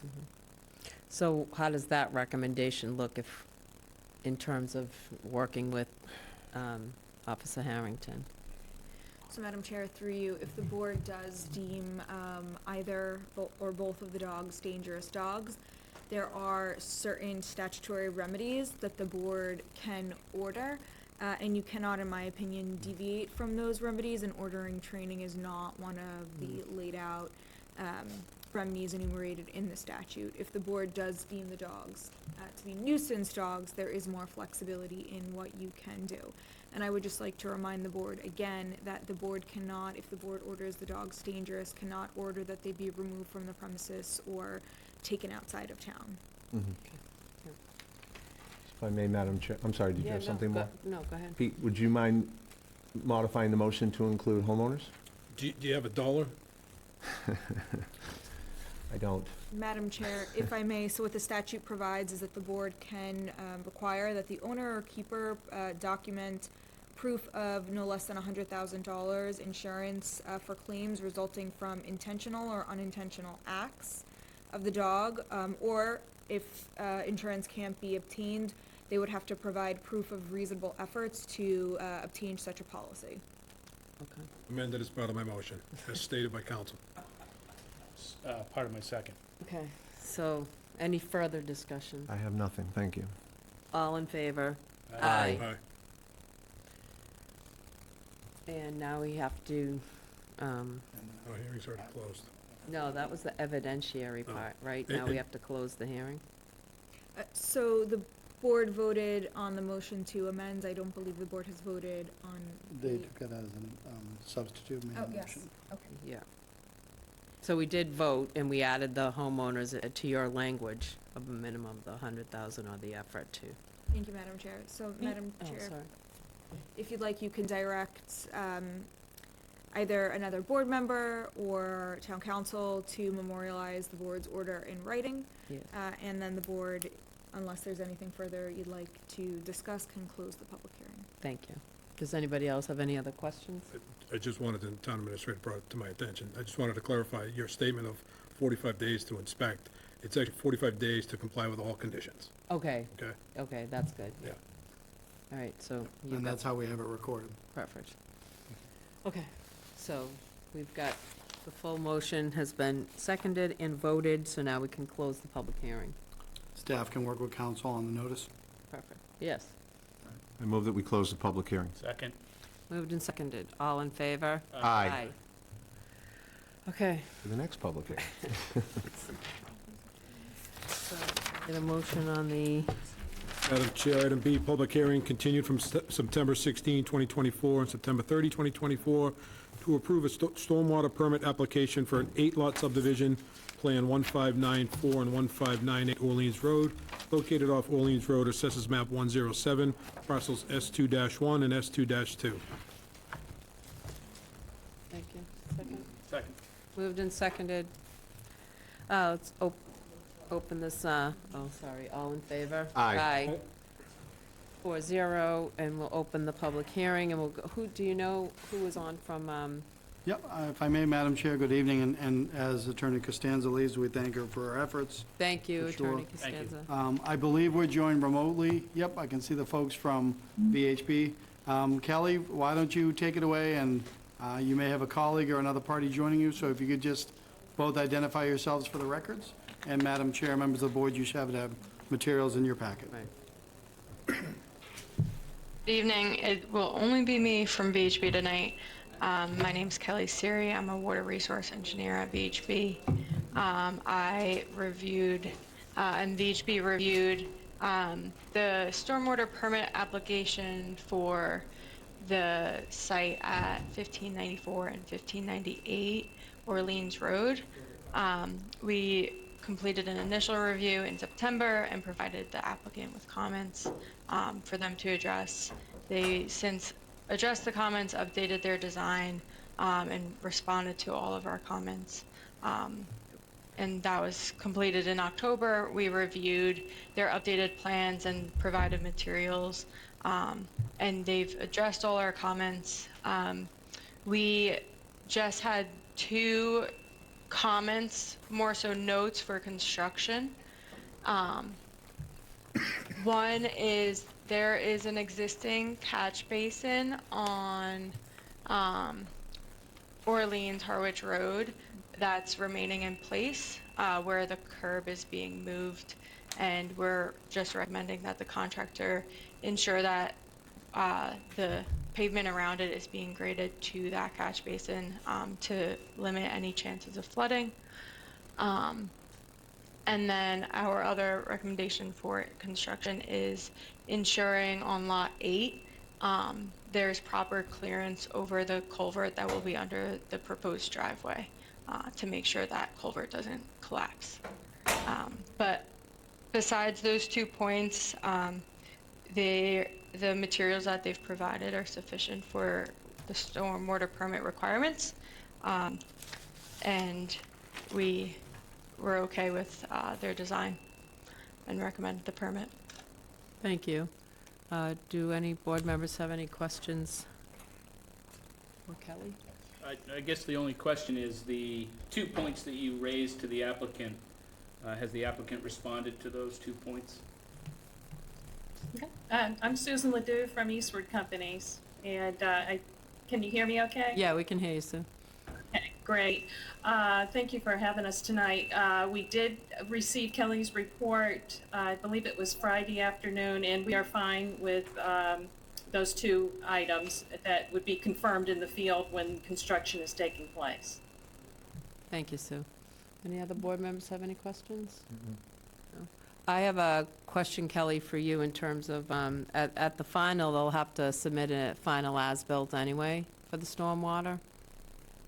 Correct. So both of your concerns will be noted then to make sure that they've complied? Yes. Great. Madam Joe? Chair, if I could to that, and staff has taken the liberty of creating two documents. The first one is if the board adopts this with the compliance note, we have a version of that. Otherwise, we have a standard one that does not have compliance language. Okay. So I think we'd want to make the move to, oh, right. Does anyone in the public want to speak to this application? Anyone online? Oh, Patrick, are you getting up? Okay, go ahead.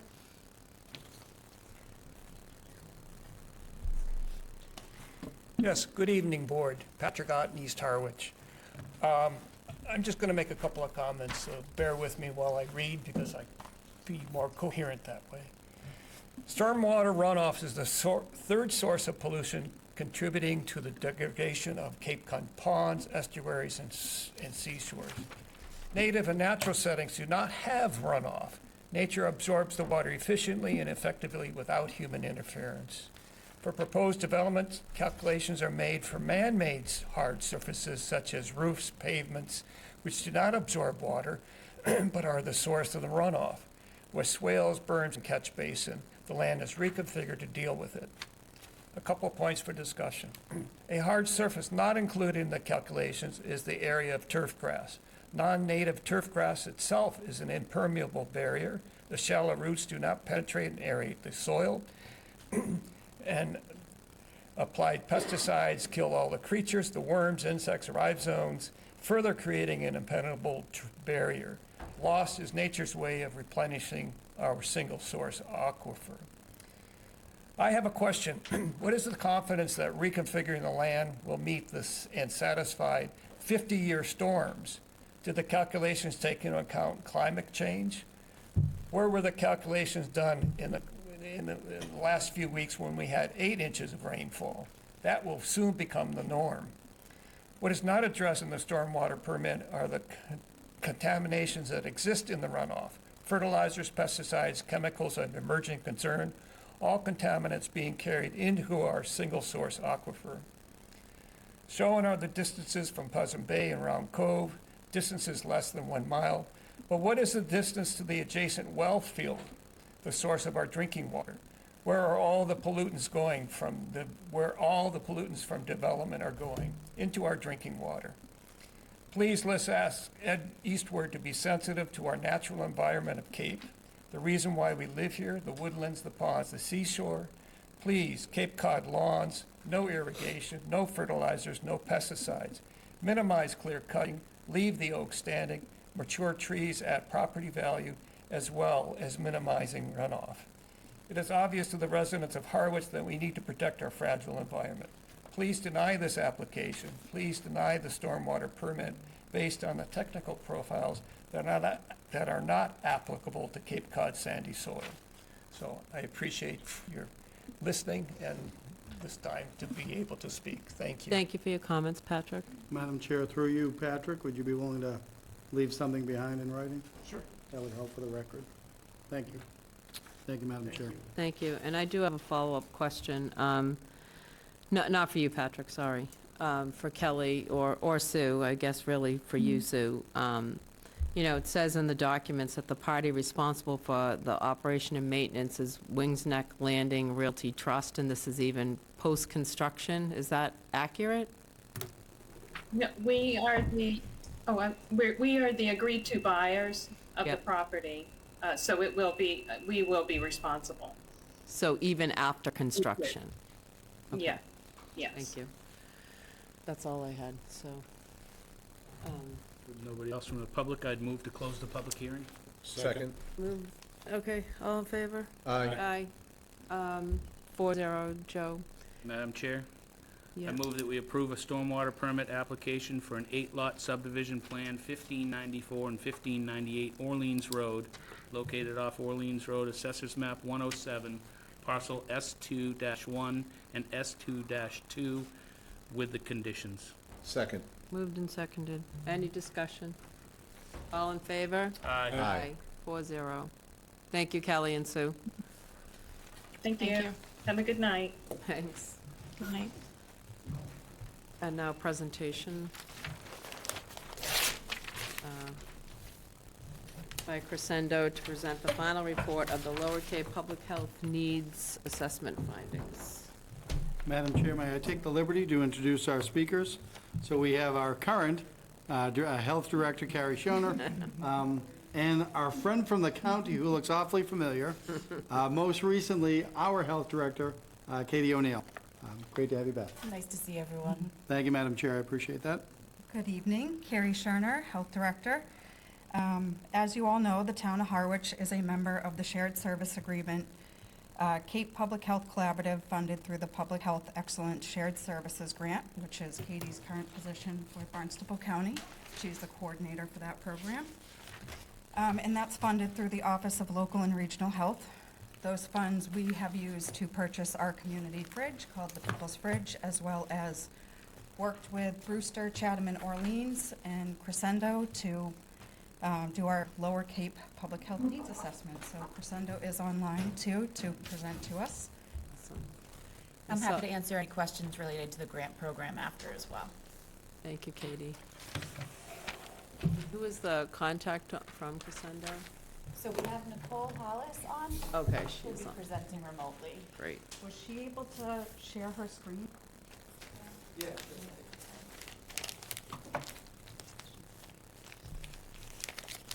Hi, Nicole, if you want to go ahead. Sure. See if I can pull this up.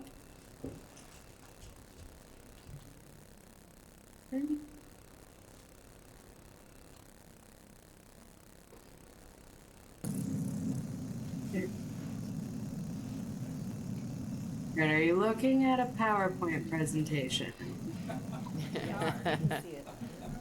We can see Okay, it. perfect. Yep. So, good evening, everyone. My name is Nicole Hallis. I am from Crescendo Consulting Group. Thank you for allowing me to be here today. I have been asked to present the findings of the 2024 Lower Cape Community Health Needs Assessment. So over the next few minutes, I will be brief. I'm going to walk you through the key findings and recommendations that emerged from our assessment. So let's start with a quick overview of the Lower Cape Community Health Needs Assessment, what it is. So the project was conducted earlier this year in partnership with the Barnstable County Department of Health and Environment and the local health departments in Brewster, Chatham, Harwich, and Orleans, supported by the grant that Katie and Carrie mentioned. And what we were trying to do here with this assessment was identify key health challenges and resource gaps across the Lower Cape community, using a combination of surveys, interviews, and data analysis. And hopefully this assessment can serve as a foundation for planning and implementing strategies that can improve community health and well-being. The primary goal of the assessment was to gain a deeper understanding of the health and social challenges impacting residents across the Lower Cape, including Harwich. So we aim to identify priority needs as well as resources and opportunities to help inform strategic planning and drive future initiatives. Our work focused on engaging community members, local organizations, and leadership to really ensure a well-rounded view of the issues. To give you a sense of what this methodology included, so first we reviewed existing secondary data sources such as the census and health records. We also collected data through community surveys, we conducted stakeholder interviews, and we facilitated focus group discussions in each of the towns to capture a diverse range of perspectives. We also performed an access audit to test the availability of key services that exist in the Lower Cape and Greater Barnstable County.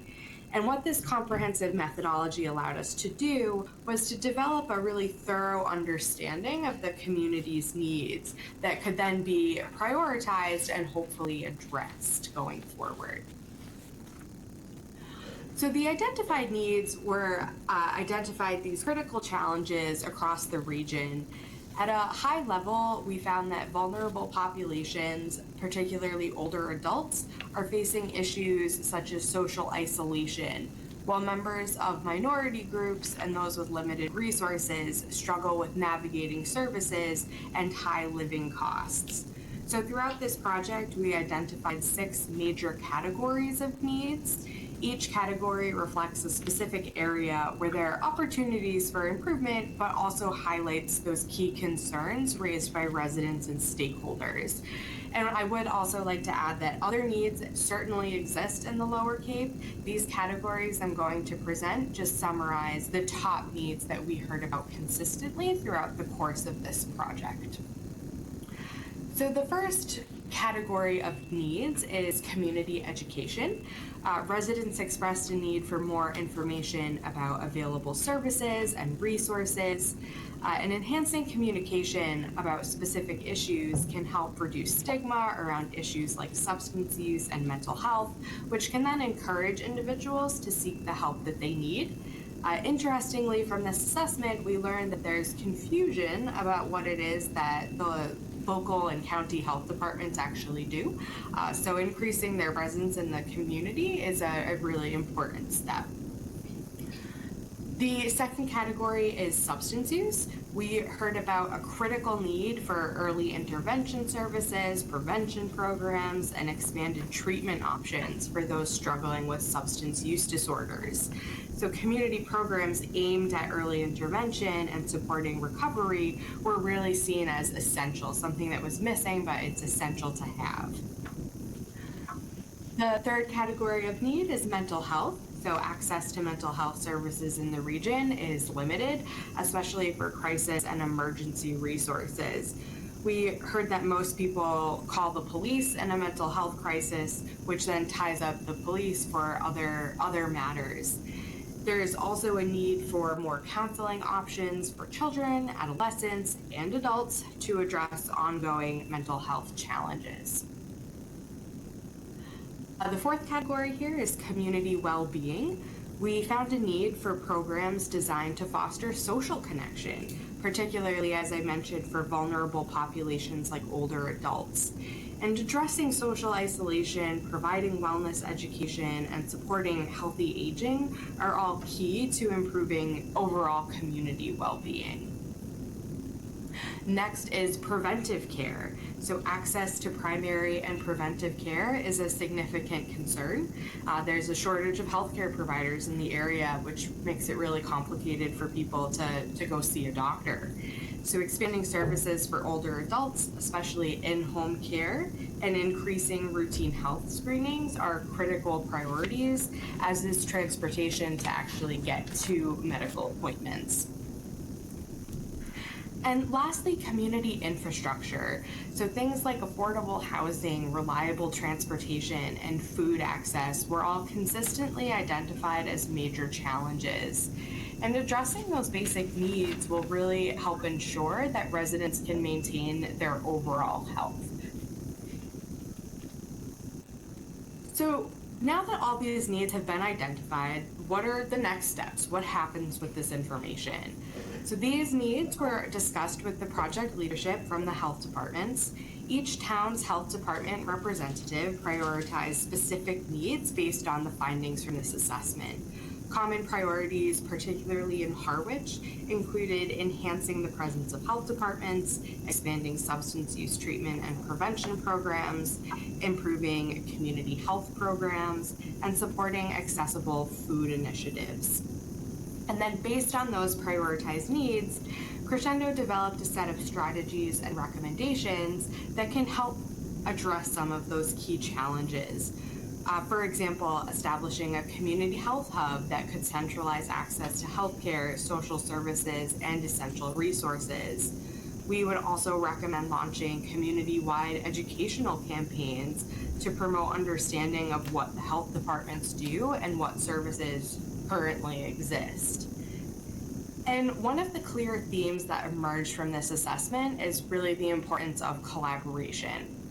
Tackling all of these needs that have been identified, it sounds like a huge effort, and it really will require a collective effort between health departments, other town departments, community organizations, town leaderships to help address some of them.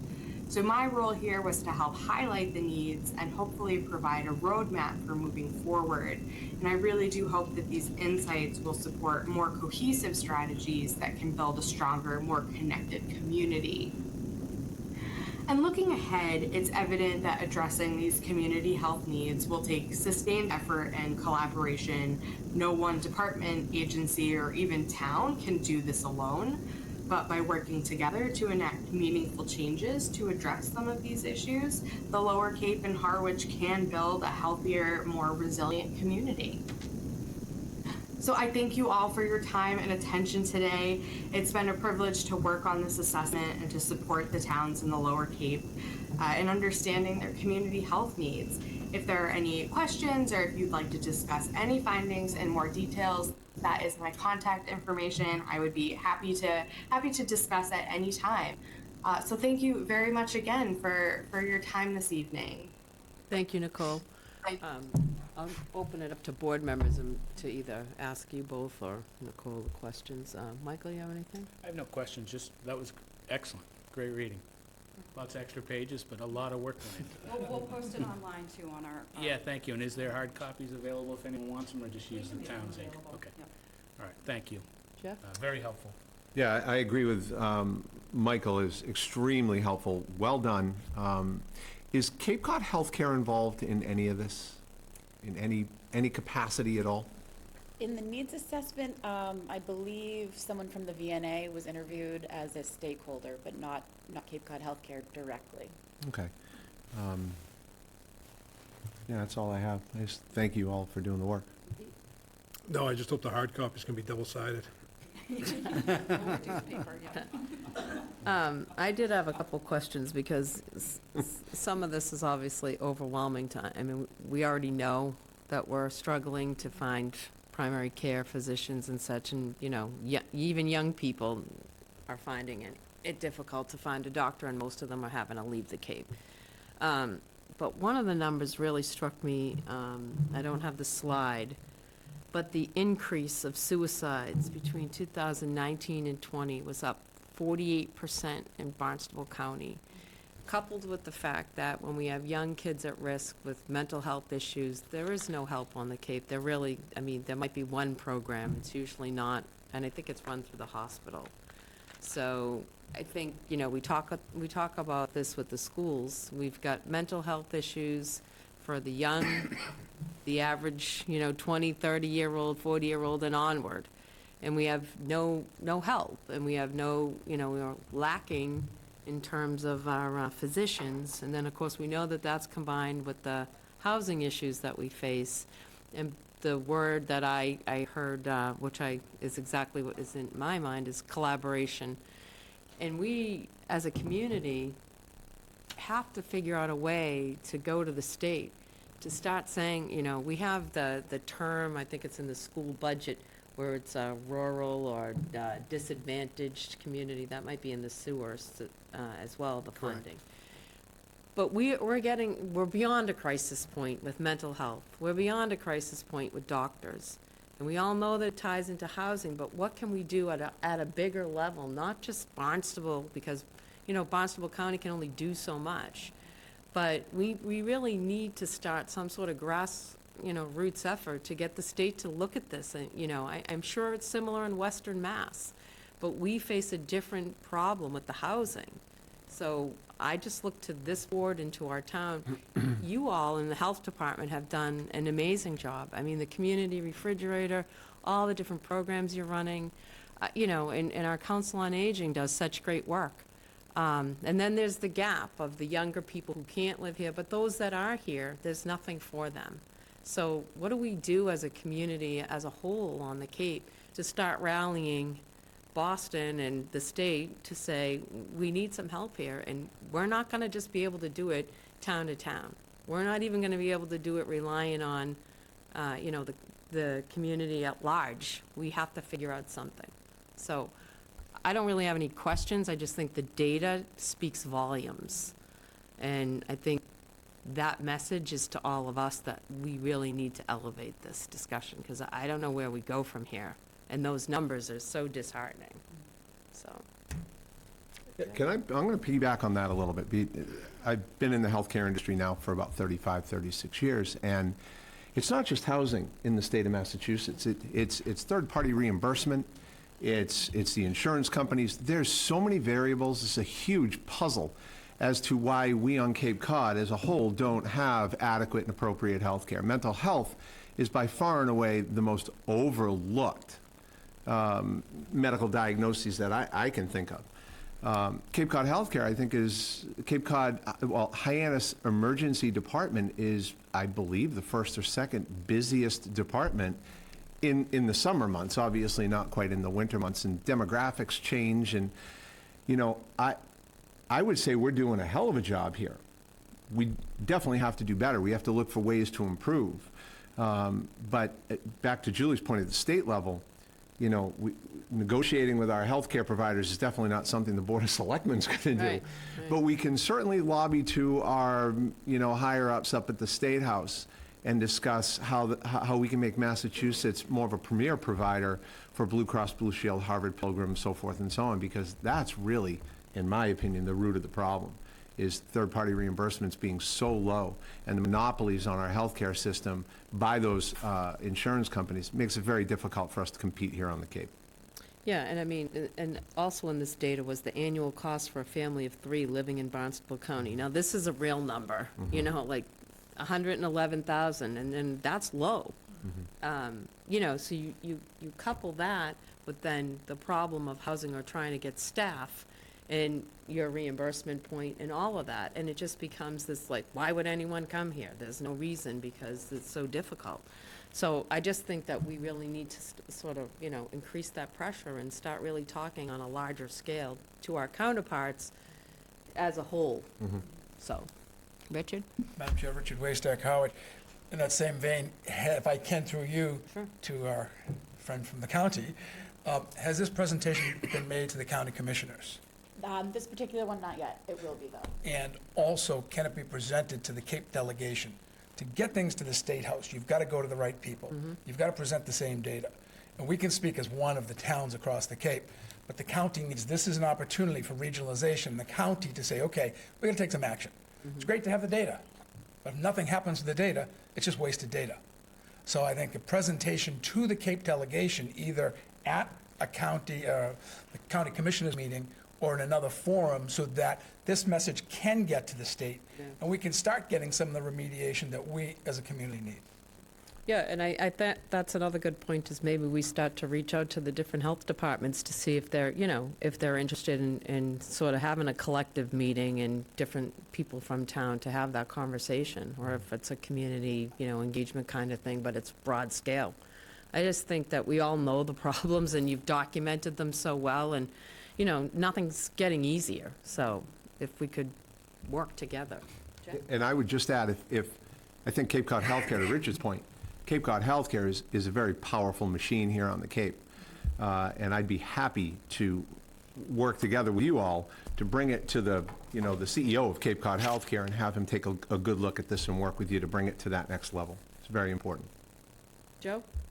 Thank you, Madam Chair. Building off of a previous speaker at the dais to my left, I would encourage you folks to work with administrators and managers who tie into these groups, specifically the Cape and Islands Municipal Leaders Association. So they're going to build a meeting either November or December, and then that's going to tie nicely into the Mass Municipal Association's meeting in January. So I think everything you've all mentioned, getting it to the delegation, getting it to the other boards and council on Cape, that way that when they all start hearing from us at the state level, they know that we're well-informed and well-armed.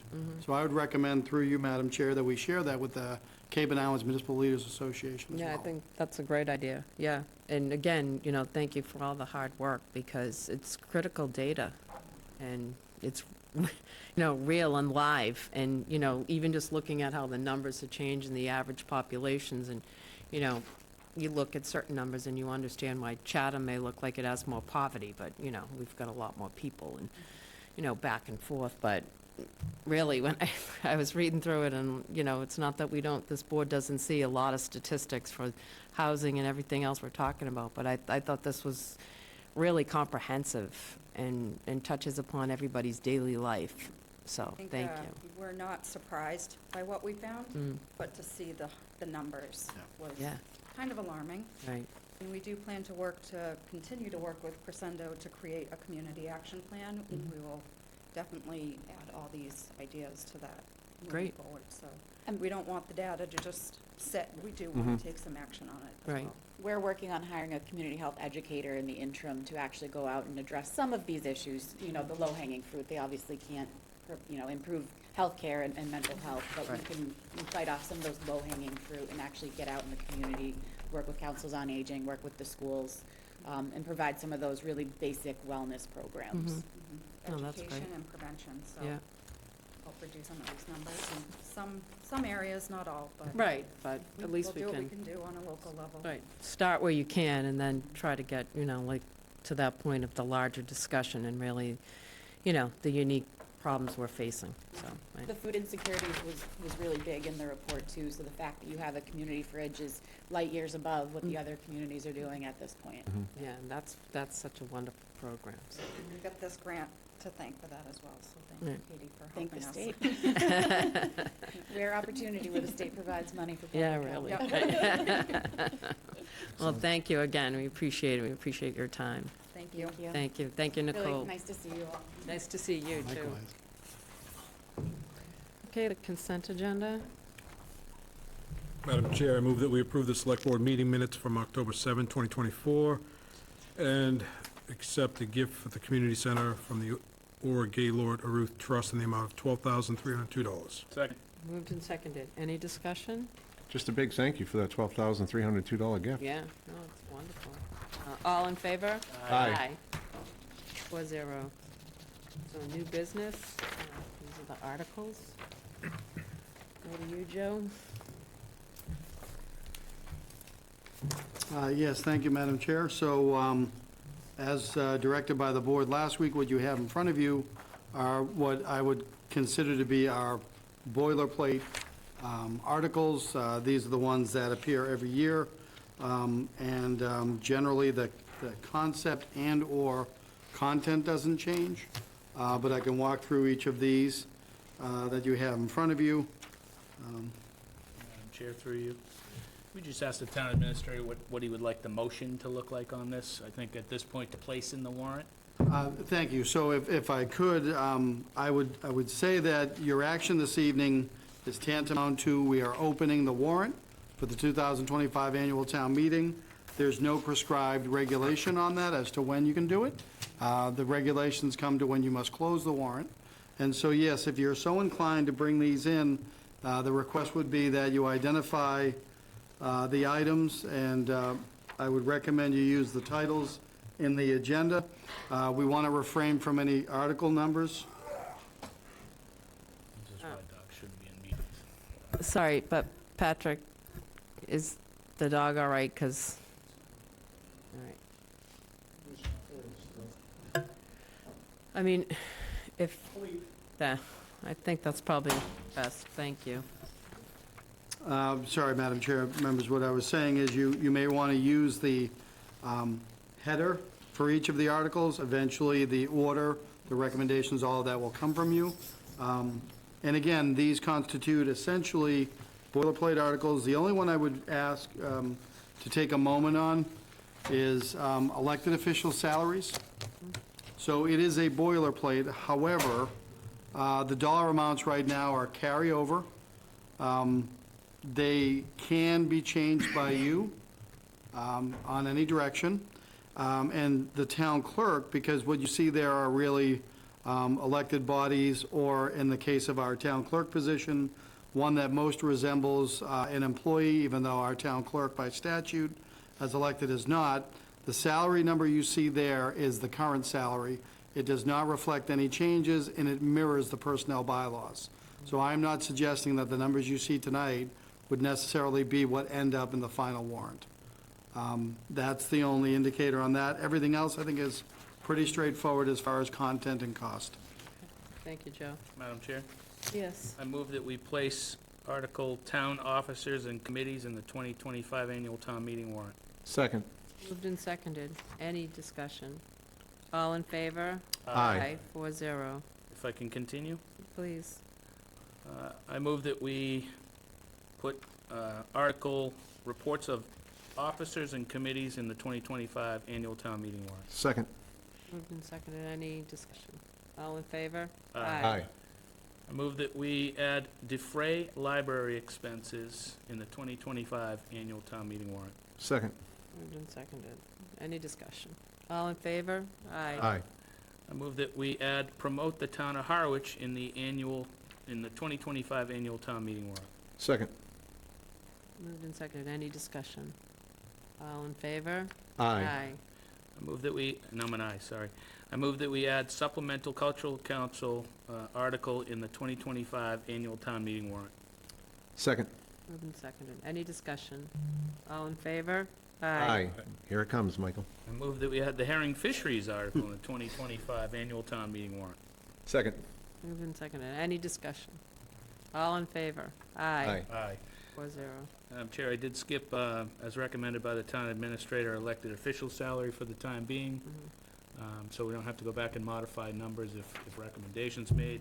And I did leave out revolving fund authorizations. I think that that's something that Select Board Member Howell has been very interested in, and I think it would be great if he was here. I would also like to add the discussion on some of the items that, for 204 Sisson Road, in that revolving fund, that might or might not come out of operating expenses and be part of the budget. So I wanted to leave that one out.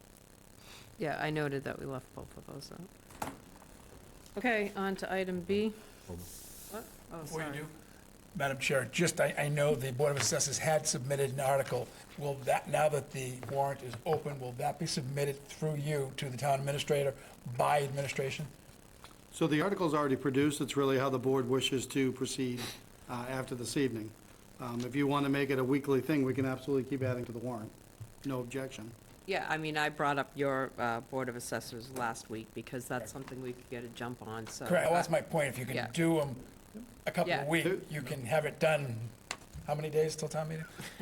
Well, it's still calling it months, but there are roughly 15 other articles that could be brought together over the next coming weeks. So I think we just keep add them as we can on Yep, each and that agenda. is absolutely on the list. Right, thank you.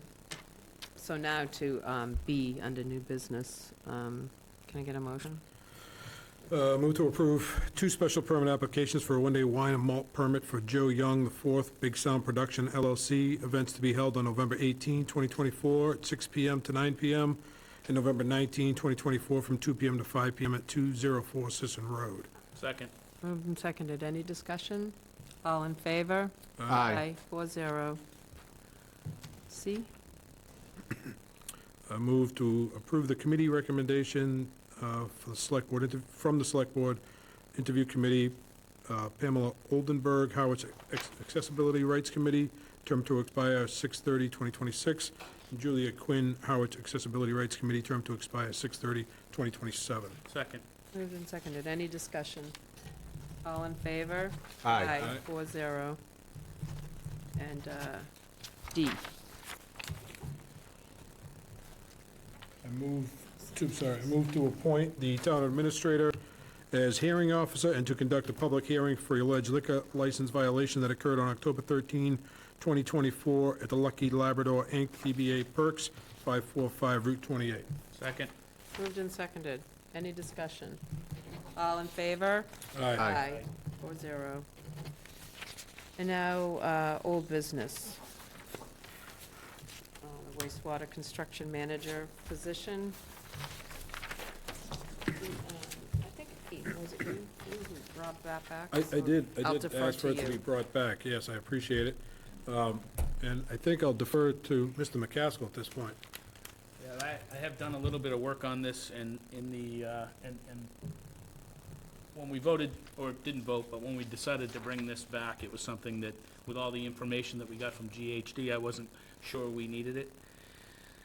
Reviewing Dan Pelletier's resignation letter, he stated that he would be more than happy to come back and be a consultant for the town of Harwich. I did reach out to Dan. He is very interested. He's very interested in not only Phase 3, but he's interested in being a project manager for the town, pending negotiations and a description, but very interested to represent the town in Great Sand Lakes. Conversation with Dennis and any other, or Route 28 dry pipe, but he did take some time and think about it and did get back to me, and I said that I would present it to the board. And I asked him, did send him GHD's project manager and operator description, and his comment was, it sounds like it was made for me. So I did ask him if he wanted to put something in on a piece of paper with what he thinks the role and responsibilities would be, and that I would present it to the board. But the thought of having Dan back with all the money that he saved us on past projects and his involvement, to me, is a home run. Thank you. Anybody else? Go ahead, Pete. No, I agree with Michael. It'd be a huge benefit for the town if we could get Dan back in to help us with this project. I would agree with that. I think after listening to the presentation last time, I really wasn't clear on what I was thinking. But with this, and thank you for the work you did, Michael, I think that was outstanding. Dan knows the project inside and out. I think the residents will sleep really well knowing that he's coming back on to the, if in fact we're lucky enough to have him be part of this. I think the residents can sleep, I know I will, sleep really well knowing he's back and being a part of it. So I'd like to see where this goes. Does anyone have a motion? If I may, rather than a motion, if I just come back with something for further discussion, and we'll have to put some numbers to it eventually. It has to make sense financially, too. Yeah, I'm not in favor of it. I thought that what we heard from GHD and what's going on now for this project and what they're able to do in terms of, like, I'd be slated for the sewer, and I'm pretty comfortable with what I heard the process is. So I'm not in favor, but certainly bring back whatever you want to bring back in terms of putting a proposal. I guess my only other question is, just to be clear, and I'm sure Dan already vetted this, but is there any conflict? Any, in terms of, I just want to be sure we're clear on that. I wouldn't be at all comfortable talking about whether or not an individual has a conflict on anything. So I apologize. I think, no, it's a fair question. You have a discussion on creating a wastewater construction manager position. Yeah, so stick to the position. There was no Yeah. name associated. Yeah, perfect. Thanks, I'll leave that out. But no, at this point, I felt comfortable with GHD's recommendations and what we heard that they were doing. And then, based on the information that went on for the other couple of years, it didn't. So, Just if I may, one more thing? sure. I would say that, I'll reiterate my point about the town administrator's responsibilities and what he's up against with many, many, many other things in this town right now. And releasing some of the wastewater duties, to me, makes sound sense. And Dan being as involved as he was in Phase 2, and again, we have to get past the name, because we've got to get to a job description and money first, and then figure out the legality of what we're doing, but to me, it makes nothing but perfect sense. Yeah, and to my point is that what we heard that Ivan is doing, who works for GHD, and I apologize, I don't remember his last name, I just remember Ivan. It's not as common of a name, and I felt like that, what was described was my concern about when we originally talked about it. So I just felt like my questions were satisfied, so, but in any case, bring back whatever you feel is appropriate, and we can put it on an agenda. Item B.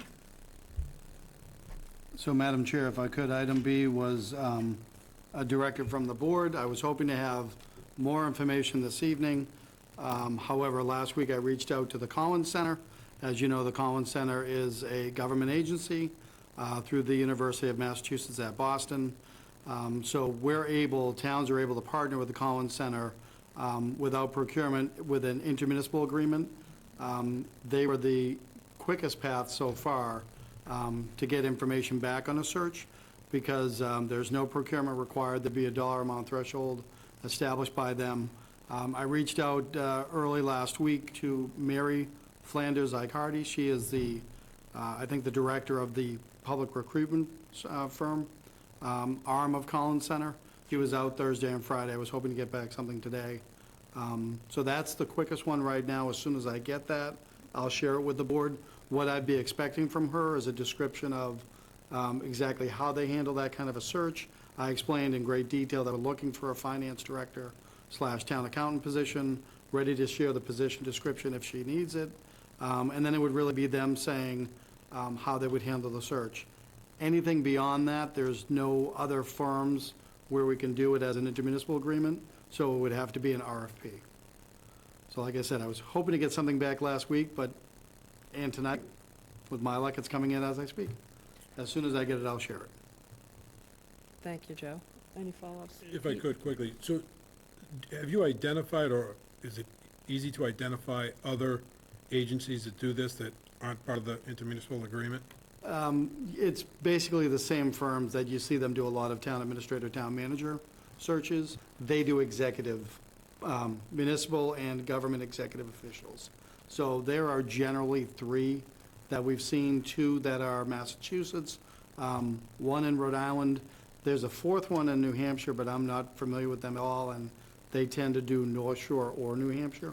But there are other firms, but that would be soliciting quotes, and we do expect it to be greater than $50,000, so that would be the RFP. But they are out there. If I may, that process tends to take anywhere from 6 to 10 weeks.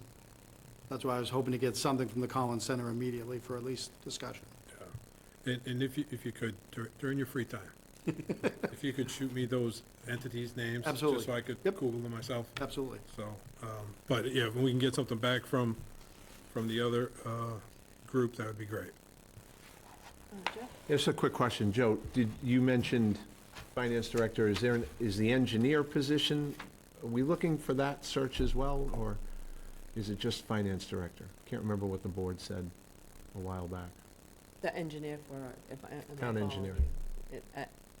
A company to look for an engineer? A search firm to look for a finance director and engineer. I believe that evening we only focused on finance director, but okay. I'm open to a discussion. Gotcha. Without a doubt. Thank you. Anybody else? Michael? I have nothing. Okay. Oh, well, one other thing, though, I had asked, Eric had a resume to share. Yeah, if I could explain that. So it's still posted, both on Mass Municipal Association and Government Finance Officers Association, which is national. As we get resumes in, Megan reviews them generally to see if they're viable. We send them to the finance director, our interim, because that's part of his job description. So anything that he thinks is viable, he's been notifying the chair, and is then going to do interviews. We're looking to do it where Eric would do an interview, then Megan and I would do an interview. That keeps them off the radar and under the obligation to be named as a finalist. That happens when the board gets involved. So we do have 2 viable candidates that Eric is evaluating, and I expect we'll be reaching out soon to interview. Great. Excellent. Okay, so on item B, just follow-ups is that you're gonna share info with Pete. So I'm going to send the names of the firms that I'm aware of. As soon as I get anything from the Collins Center, I'll share that with everybody as well. And if we get any traction from the candidates that Mr. Kinshirf is reviewing, I'll let you know that as well. Perfect, thank you. Item C. So, Madam Chair, members of the board, what you have in your packet, I want to emphasize heavily, is a draft. It's a draft response letter to Rebecca Frawley-Wachtel, Director at the Low-Income Housing Tax Credit Program, subsidiary of the Executive Office of Housing and Livable Communities. So I emphasize draft for several reasons. This is meant to be the town's response through the select board to the 30-day review that we're doing relative to the Pine Oaks Village 4 proposal for 248, I apologize, 248 units of affordable housing. As you know, we were granted the extension. This letter in response from the town is not due until Friday, November 1st. However, the game plan was to get a draft in front of you all this evening. All of this, as well as the copious amount of information we received from not just the department heads, but anyone, as promised, that provided commentary, it's been included. So really, I would ask of the board that you focus on the 4 pages that you have in front of you, and certainly edit liberally, completely, thoroughly. There is no pride of authorship or ownership, and it doesn't bother me if you change the signatory either. However, this is your first official review of the draft response letter. Thank you, Joe. Do board members want to just take a look again, or do you have any specific comments? The other thing I wanted to say was, instead of, I wanted to share the revised housing trust letter, and we'll put that on for the 28th, Monday, so.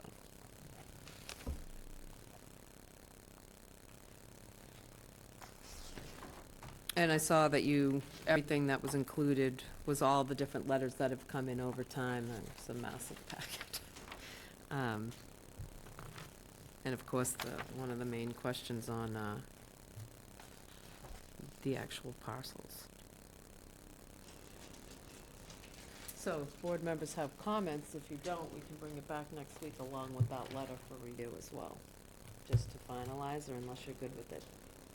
If I can, just a couple comments. One, site appropriateness. I understand the language, how it's written. I would argue differently that limiting access on Main Street as an emergency gated access point only is problematic for me. A complex this large, to have one egress and one ingress is probably not in the best structure of folks coming and going, not only for safety reasons of being able to get in and out of that facility, but having an access point on Main Street would help alleviate some of the traffic along Queen Anne Road. So that's one of my comments regarding this. Just wordsmithing real quick on the building massing. It looks like we have written the applicant proposed 43 feet, 6 inches and 3 stories. I believe that's supposed to be flipped with, they're 3.5 stories, correct? And the maximum height we have. I was looking for my ghostwriter. They're not available right now, but I can go back to So I that just as think well. that 3.5 is on the applicant piece, and the permitted height or structure is, for the town is 3. So that's just wordsmithing for you. I noticed it talked about a streetscape visual. I agree, that would be tremendous to have something along those lines.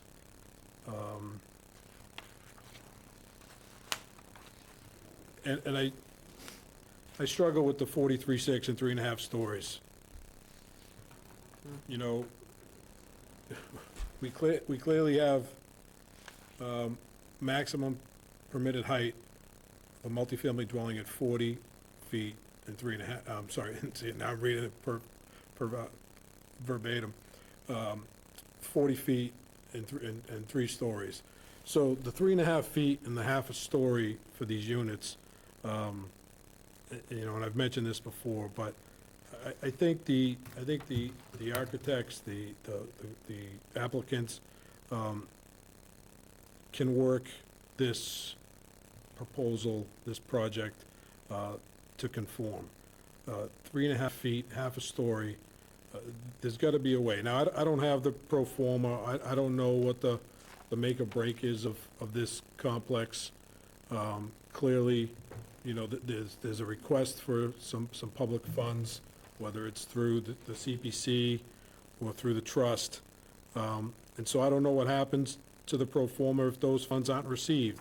I don't know what happens if other state and federal funds aren't received. But there's clearly a pro forma in place that talks about not only the number of units, but the financial, the financing piece to it all. And so I would argue that if the 3.5 feet and the half a story make that much of an impact, then they need to go back to the pro forma and see what would work, what would be appropriate for the area, but allow them to continue with the project and stay within established guidelines. So again, I can go on and on, but I won't because of time. My biggest piece, and it's been my concern before being on this board, was the ingress, egress simply on Queen Anne Road and not on Main Street. And, the size of the project itself is significant. And so to stay conformed to our existing, regulations, to me, just makes a lot more neighborly sense. Yeah, and I think on your point about the height and if you're looking for variances and et cetera, there's also, the topography and what kind of stormwater runoff and all that you'd have to be concerned with, because if you're gonna have to meet that height, we don't want a bunch of fill and grading up, because where's the water gonna go? So, I think there's a lot still to be assessed, but of course, the EBA will be looking a lot. Yep. We're also asking for a site plan and asking them to come in and talk to us about those things, which actually, Joe, just in terms of follow-up, we talked about that last week, about maybe having them come in the next, but I can't remember if you asked them to hold off. So there's a couple things going on. Attorney Peter Freeman had reached out to me about a week and a half ago, said that the attorney and the applicant are looking to do a second site visit. Okay. And they're requesting that through EOHLC, because EOHLC went ahead and did it with short notice to the applicant and no notice to the town. Attorney Freeman has not heard back yet from EOHLC, and it may not come in time to impact upon the letter. Okay. Secondly, if I may, Mr. Doan and I talk regularly. We talked earlier this evening, and what I recommended is that they certainly start coming before the town through community development departments, but after this step is done. We have an obligation to meet the 30-day. The 30-day response shouldn't impact on some of the regulatory items generally. To me, we want to keep it clear. You have an obligation and a right to respond within 30 days. After that, the town can start having more direct conversations at the staff level and anything else that the two parties, Select Board and any of your agents and the applicants, are willing to do. But first, the letter needs to be finalized, in my opinion. Okay, thank you. Did you have a Just follow-up? quickly, I'll follow up on that. So do we need the EIEIO to be present? Or can we do it, the walk without them? So, the answer is yes. It's helpful for all parties, in my opinion, for the state to be present so that the agents of the state can hear from the town directly, not just from the letter. But the applicant remains agreeable to doing a site visit with us. And so we can absolutely accomplish that. Again, not sure in response to the Pell requirement with 30 days, but we can absolutely do that. And I'll say it, the applicant has been very willing and I think eager to reach out to the town, but we have to go through the process first. Thank you. Jeff, did you have any comments? I'm going to keep reading here for a second, Michael, if you want to. Michael? Sure. Just pile on Pete's comments. That has been a concern, bringing everyone in off Queen Anne Road. Joe, I thought you did a great job with the draft. I'd love more time to read through this again and send you my thoughts. I'll try and keep it brief. I think that this should mention that we've engaged VHB to do a traffic study, a much more detailed traffic study than what was provided by the applicant. So I certainly would love to see that we've already taken the step, point out that we've taken the step to hire VHB to do a real traffic study. The thought of bicycles on Queen Anne Road is something that I don't think I can say it enough, but given our highway superintendent or highway manager, Chris Nickerson's talk about the layout of that road and the condition of that road, the fact that we've only heard from the applicants that the town is resilient is a little troubling to me. The section on applicant controls site, page 407 of tonight's packet. Very, very briefly, as of this writing, the town is not satisfied that the applicant does control the site, given that the parcel identified by the applicant as the entrance to the site, 51 Queen Anne Road, does not appear in our assessors database, and therefore does not have ownership information. If you go on, I just think that that's very basic, because if you go on to the appendix, and the very first memo in there, 409, if you read Carleen M. Jones, Assessing Director's narrative, Exhibit 1, 2, 3, 4, and 5 aren't clear, and all different sections. So I would like to, go ahead, Joe, sorry. No, I didn't mean to interrupt, thank you.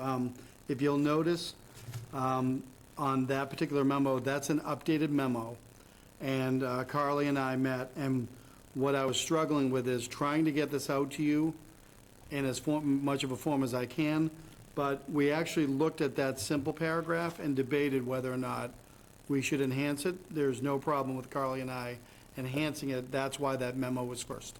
Thank you, I appreciate that. And so that would be comments on that. If we could enhance that, I think it's necessary. I think, to Pete's wordy, EIEIO needs to understand that we don't believe that they even own the lot. And how can they apply for eligibility if they don't own all the lots? We did hear from them at one last meeting that they in fact do. At least I got the head nod that they did. But I think it's important that we look at this, or the application, and we spell out everything as clear as we can right now, so that they understand that there's questions about, there should be questions about eligibility based on non-ownership. So I think everything else I can send you, but, you know, I hope the applicant is hearing what people are saying, because the reason we're in this position for the affordable housing crisis, as everyone keeps saying, and the emergency is because of poor planning 20 years ago. And now to think that we're gonna come in and put 250 units off of our industrial road in the woods because we can hide it, seems to me that it's a recipe for disaster. Almost every department head talked about increased costs. I'm not sure that that should go in or just go against the Board of Appeals. And as mentioned in the past, I've got several more holes, and I'll send you the comments. Thank you. Thank you, Michael. Jeff? Yeah, thank you, Madam Chair. And Joe, again, I think you did a fine job putting this together. I'm very pleased with you showing the efforts that Harwich has and is continuing to make toward affordable housing.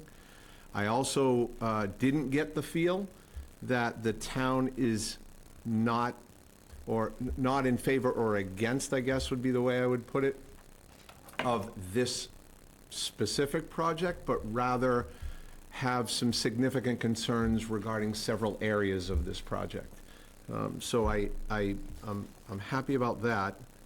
I echo Pete's sentiments 100% with the egress one road.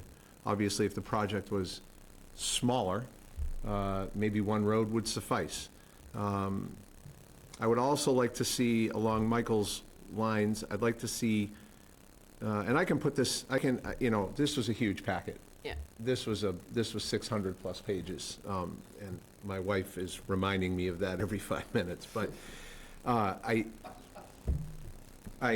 would like a little more time to think it through and maybe send you a couple of other things. But extending the traffic concern past just entry and exit, entrance and egress, all the way down Queen Anne Road, maybe even encompassing Route 124, and maybe just making it a little bit more robust in what our town's going to be dealing with along all of the roads that are going to be part of this project. So, thank you. Yeah, sure. Madam Chair, through you, if I could, thank you.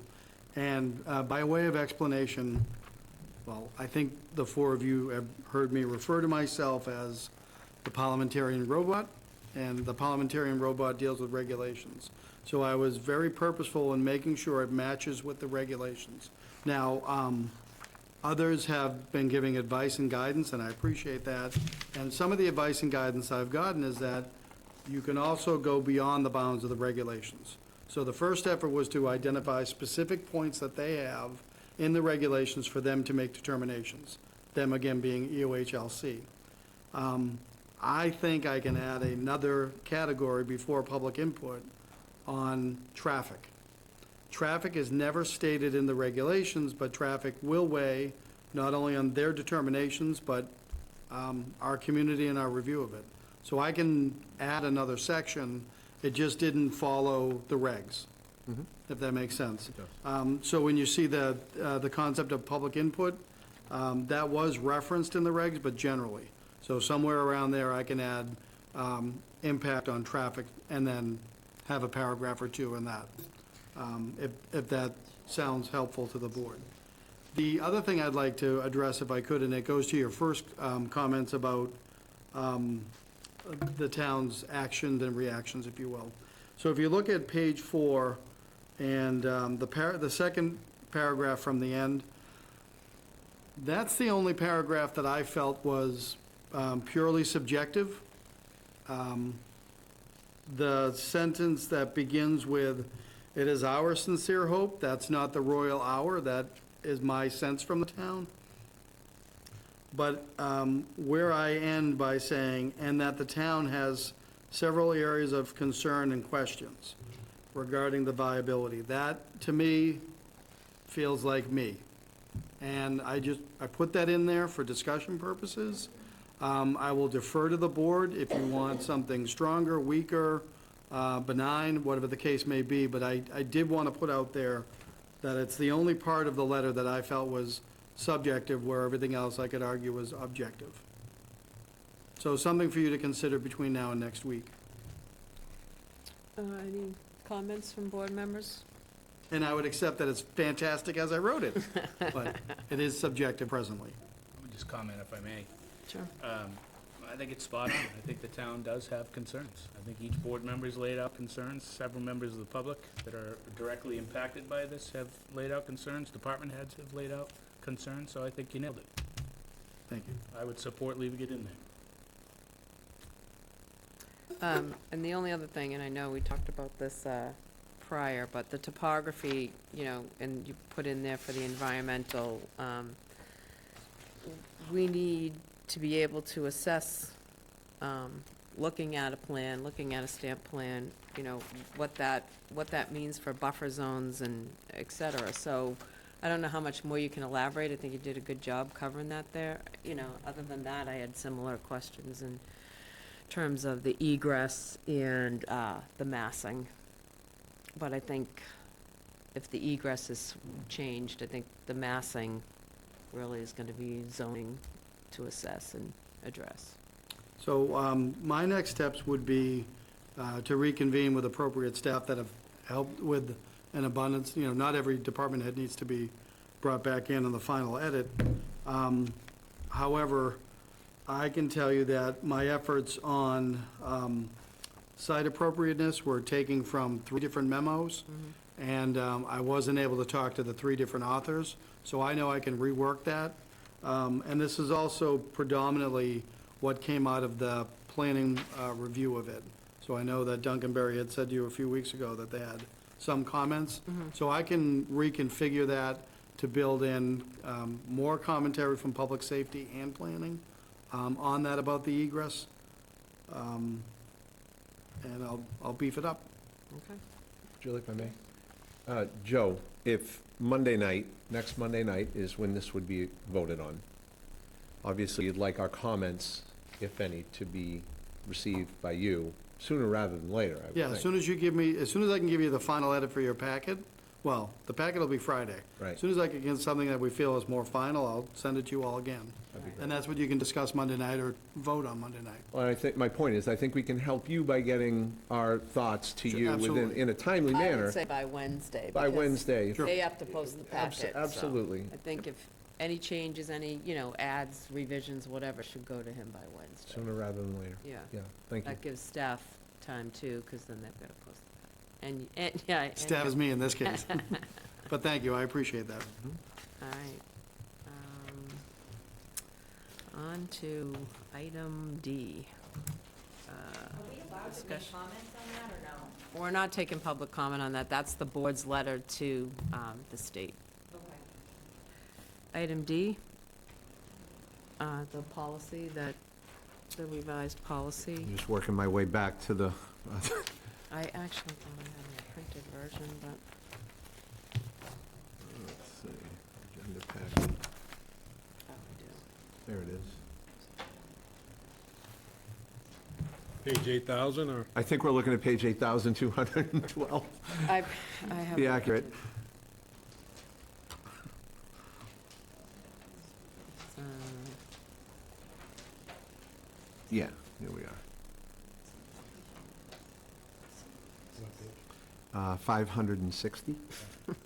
For real? Might as well be 8,000. It's right there in plain sight. Right where I left it.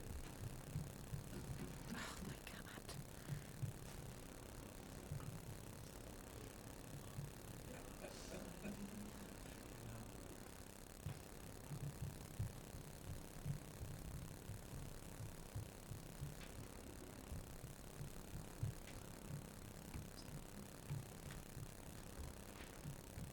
My computer won't. Is the bookmarking feature enabled? Whatever that is. No, I don't have that, and I used to have that. I don't know what that one is, Joe. I'm in the file from the packet. Thankfully, I have the revised version in terms of all the edits. So, I have it. Yeah, I have it as well. So there we are. All right, see that? I don't know what the bookmark version is, but you can show me that later. Yeah. Smart That's if you, people. that's if you open it in Adobe. Oh, yeah, I don't even know her. Yeah, we'll make sure you guys get that. there it Okay. goes, now it's moving. You want to share with me? I have a hard No, copy. I have, you have the I copy. have the Okay. marked up version. All I'm just right. trying to get to it in the Sure. packet anyways. Here it is. Okay, so, obviously, I'll just start the conversation. I circulated the draft. The one thing I will say is that we took out the reference to, level services, but then we mention it in the current format. So the only reason I kept it in there was so that people had a definition of what that Mhm. meant. So I would say if we're not gonna keep it in there, then we should change the reference and make it clearer. As we say at the end, therefore, the board desires a level service budget that helps maintain our AAA bond rating, but we're not defining the level service. So, that's my only comment, otherwise I'm good. If Sorry. I could, so as I understand the exercise, this is your policy budget statement that I then receive and am charged to dispersing throughout the organization. So I've already been sharing with everybody how we, the town, through the Division of Local Services, define level service budget. So I that's think fine it's- if we reference, I guess, the level service in your, And we'll continue to perpetuate the definition of that. But if I may, I think the way this reads presently is coherent, comprehensive, and something I can articulate. for me, I like the definition one. If I'm reading this on its own, I just want to know what Sure. it means. But it's fine with me if it stays out.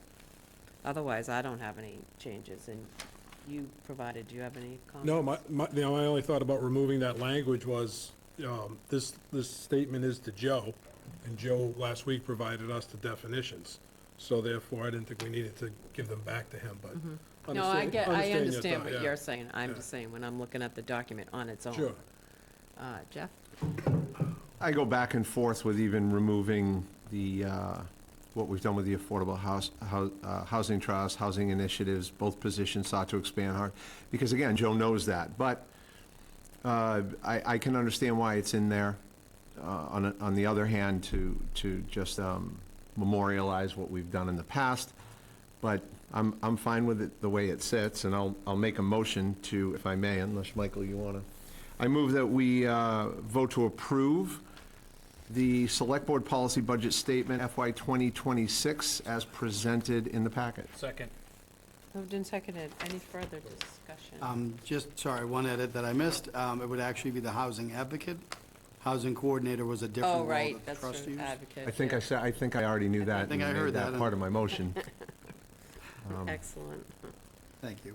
You're welcome. I think we have a motion, a second with Michael. No other discussion, right? Correct? I'm All in favor? Aye. Aye. Aye. Thank you very much. 4-0. And now, contracts.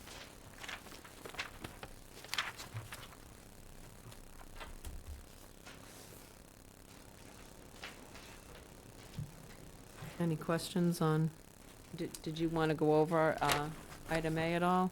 Right, it Just ju- to say that the reason why this matter comes before the public body and public is because you are familiar that you've been working on this project in executive session, but now the other party has come forward and is in agreement. So now your act tonight would be to finalize that contract, and you may only do that in public session. Madam Chair, if I may, I move we vote to execute a purchase and sale agreement with DeWitt P. Davenport, Stephen N. Ascatino? Ascatino, AKA Stephen Ascatino, which makes me a little nervous to begin with, but and Ann Millette, Paul R. Tardif, trustees of the Davenport Realty Trust for the purchase of 62 Route 28, West Harwich. I'll second that. Moved and seconded. Discussion? Pete? No, I know this matter was before the board prior to my arrival. Wasn't there action already taken on this? Or am I confused? So the only action that we've ever taken was an executive, so this is now under contract for a That was public the only vote. thing, okay. Everything was Excellent. executive because it was never, it was supposed to be on an agenda, but then it all fell to the wayside for what, like 6 months? 6 or 7 months. Okay. So, for the lack of signatures. So it was just the executive Joe talked about, okay. Yeah, right. Jeff? No, I'm good, thank you. Michael? Good. And so, other than what? Sorry, apologize. Can't help Madam yourself, Chair. can you? That was the worst finger raised. Well, Like I want to, I don't. you heard the response. Yeah. So staff does not have the original ink document. I believe a board member has that? The Yes. actual document to Yes. be executed, thank you, Yes. yeah. Sorry, Hence the index finger. Staring a hole right through me, and I get what you're saying, yes, I Right, do. man. So, well, I'm just going, my only comment is we haven't even, do we have a second? It's a We do, motion and a second. motion and a second. I can't vote in favor of it because to me it was a non-responsive bid to the RFP, so I'm a no. But in any case, there's a motion and a second. All in favor? Aye. All against? Aye. 3-1. No, yeah, 3-1. B? Madam Chair, if you'd like, I can walk through this. As you can see in the packet, this is a purchase that was appropriated, or a procurement that was appropriated under Article 18 at this year's Springtown meeting. So I'm thrilled to announce not only that this contract for the solid waste trailer comes in on time, but also under budget. And I want to take this moment to thank Kyle Edson. He is our vehicles maintenance manager, and Kyle is one of the many managers that we have who is very adept at procurement and helps our process and administration greatly. So to be able to bring in the trailer within 6 months of the vote and to bring in the trailer under budget is a great thing. That's great. And I would urge you to adopt the contract as presented by staff. Thank you, Joe. I move that we vote to execute a contract with KNL Holdings LLC for your municipal solid waste trailer in the amount of $111,619. Second. Moved and seconded. Any discussion? Only discussion is, we've had a significant reduction in MSW and C&D at the dump, And we did have a conversation months and months ago about the audit that we got and what it would look like if we were hauling, or only taking in trash for ourselves. And I wonder, and no reflection on Kyle whatsoever, he's been professional, he's got a great program on vehicle replacements. This, to my knowledge, is not a vehicle replacement, it's an additional trailer. We have an awful lot of trailers over there, and with the reduction of the dump, has anyone reevaluated whether we need this or not? So, in the material that we have, this is replacing an existing trailer. Okay. It was a 2012 trailer. So, and I appreciate the points. I think what staff would say, and as I understand it, replacing this trailer does nothing to change the things you're looking at. The one that we have is in such poor condition. The concern is that it's not roadworthy. So this is a true vehicle replacement as Kyle has done it. But that doesn't change the fact that we can have a broader discussion on trash within Harwich only. Thank you. I'd appreciate that conversation and bringing back that audit and some of the recommendations, but also hearing, maybe from Kyle, but definitely from Lincoln, on whether or not we need to continue to buy new trailers at this time. Sure. All right, so we have a motion and a second. All in favor? Aye. Aye. 4-0. Town Administrator's report? Thank you, Madam Chair. Just give me a moment if you would. A couple contracts to announce. The first is, well, I hate to bring up the word, but we purchased an 11-foot plow for DPW. This is a plow attachment that will help us in the coming season. This was also part of Article 18 of the 2024 Annual Town Meeting. This plow will be retrofitted into any vehicles that can be put into service. The estimated cost was just over $18,000, and the actual cost came in just under $17,000. So that was a bid awarded to J.C. Madigan. And then secondly, we have engineering that is related to the Herring River project. Bear with me for a moment. So the next is, as you may have heard before, GEI Consultants. As you know, we've used GEI Consultants on the Round Cove work, the Saquatucket Harbor work. We're also using them for the Herring River boat ramp. So this is a procurement for GEI to do engineering work for the design of the Herring River boat ramp. The contract is for $40,000, which was the approved amount, and again, this is Article 17 of the 2024 town meeting. And I think, as you know, this is a boat ramp on Route 28, and we're anxious to get this ramp done ahead of the Mass DOT changes on the roadway there. So I want to thank everybody in the team for getting that done. And again, these are coming in at or below budget, which is always good. And that concludes my report. Thank you. Thank you. Pete? The other thing I have, Madam Chair, if I could, is based on our budget message or statement that referred to our goal of reducing legal expense, is that if we could, going forward, have a mechanism to review the legal invoices. Yeah, we can absolutely share those. We can share them ahead of preparing for invoice payment. So as soon as we get those, we'll redirect them to the board. Awesome. We'll do it as a blind copy, so there's no deliberation, but Perfect. can definitely share those. Excellent. Okay, Thank you. Thanks. Anything else? That's it. Jeff? I have nothing. Michael? Nothing. I have nothing. Motion to adjourn? Second. All in favor? Aye. Aye.